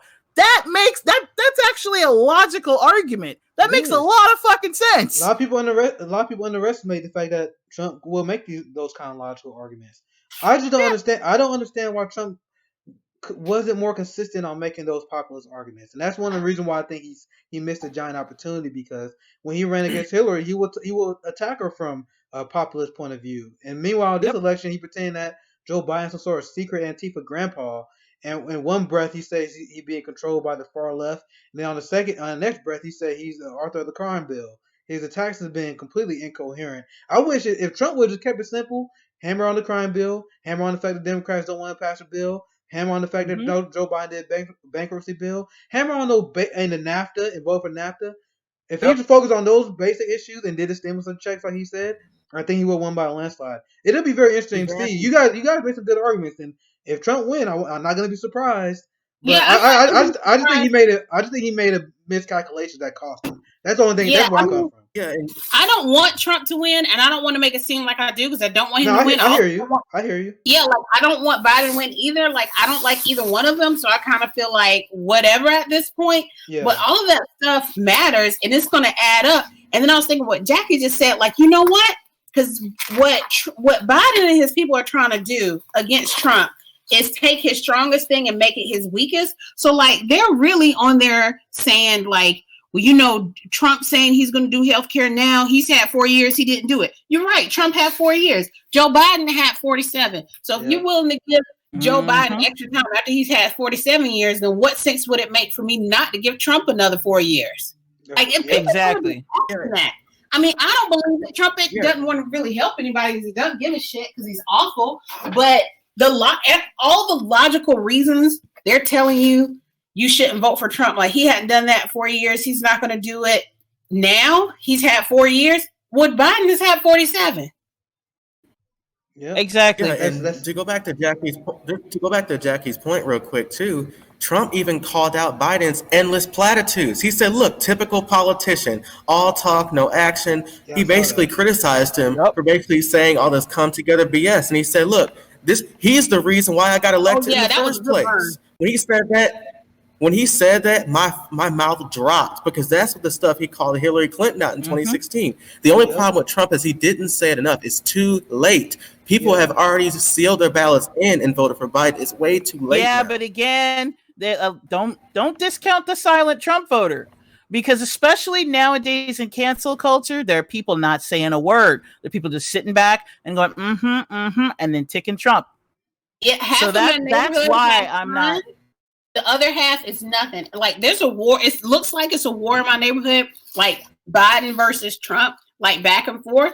But that's only half of my neighborhood, and I live in like a really huge, like, it's an older neighborhood, so it's huge and it's by like campus or whatever. But half of those people have signs. The other half of the people don't. The ones that do have signs is half and half, which leads me to believe that there are a lot of silent Trump supporters where they're not going to say nothing. They're just going to vote.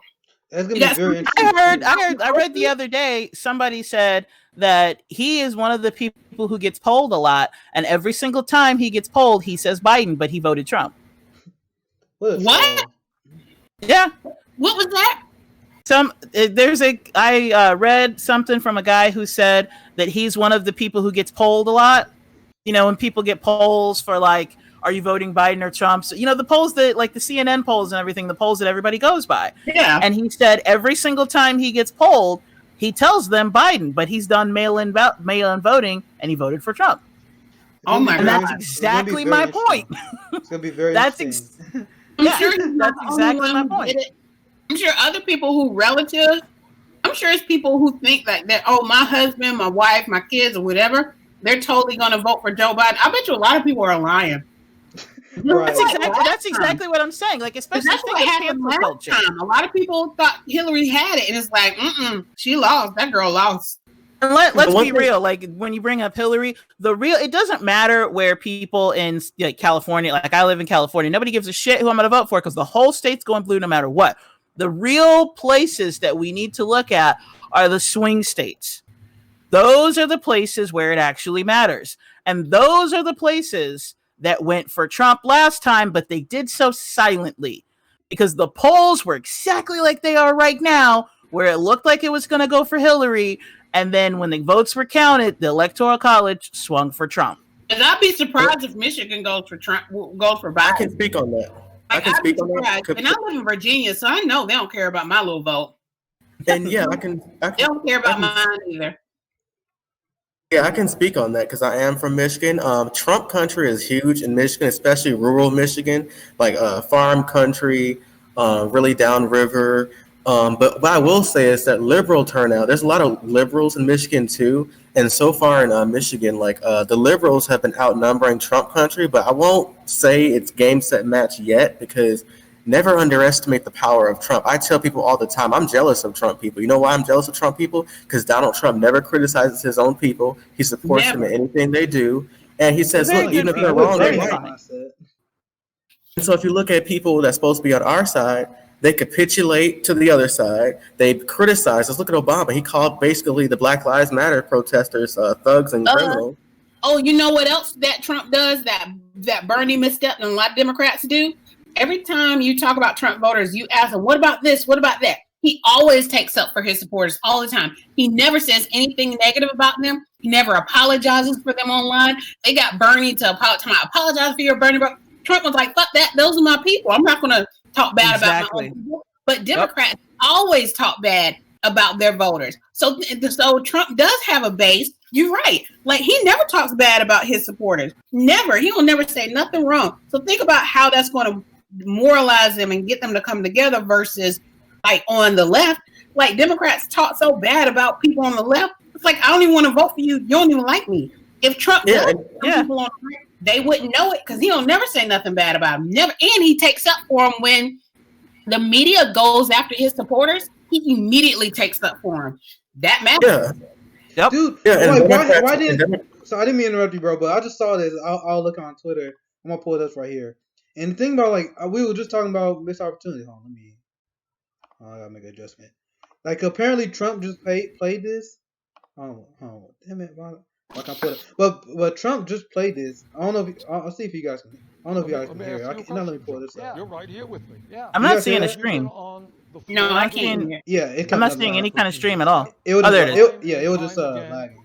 But apparently, there's black story behind it. I just saw this on Twitter just now. It says Trump just played this clip of Bernie Sanders ripping on Joe Biden for cutting Social Security because Joe Biden did that lie again last debate where he pretending he wasn't an advocate of cutting. So I see the video. Let's watch it real quick. And I don't understand for a million years why didn't Trump play this shit throughout the entire campaign. I didn't see it before. We about to watch it live now. Yeah. Have you been on the floor of the Senate?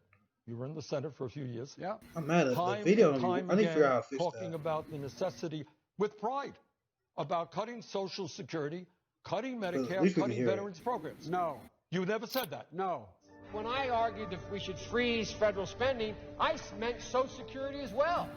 Like, why didn't Trump play this shit all throughout the entire campaign? I meant every single solitary thing. This is a great ad. Government.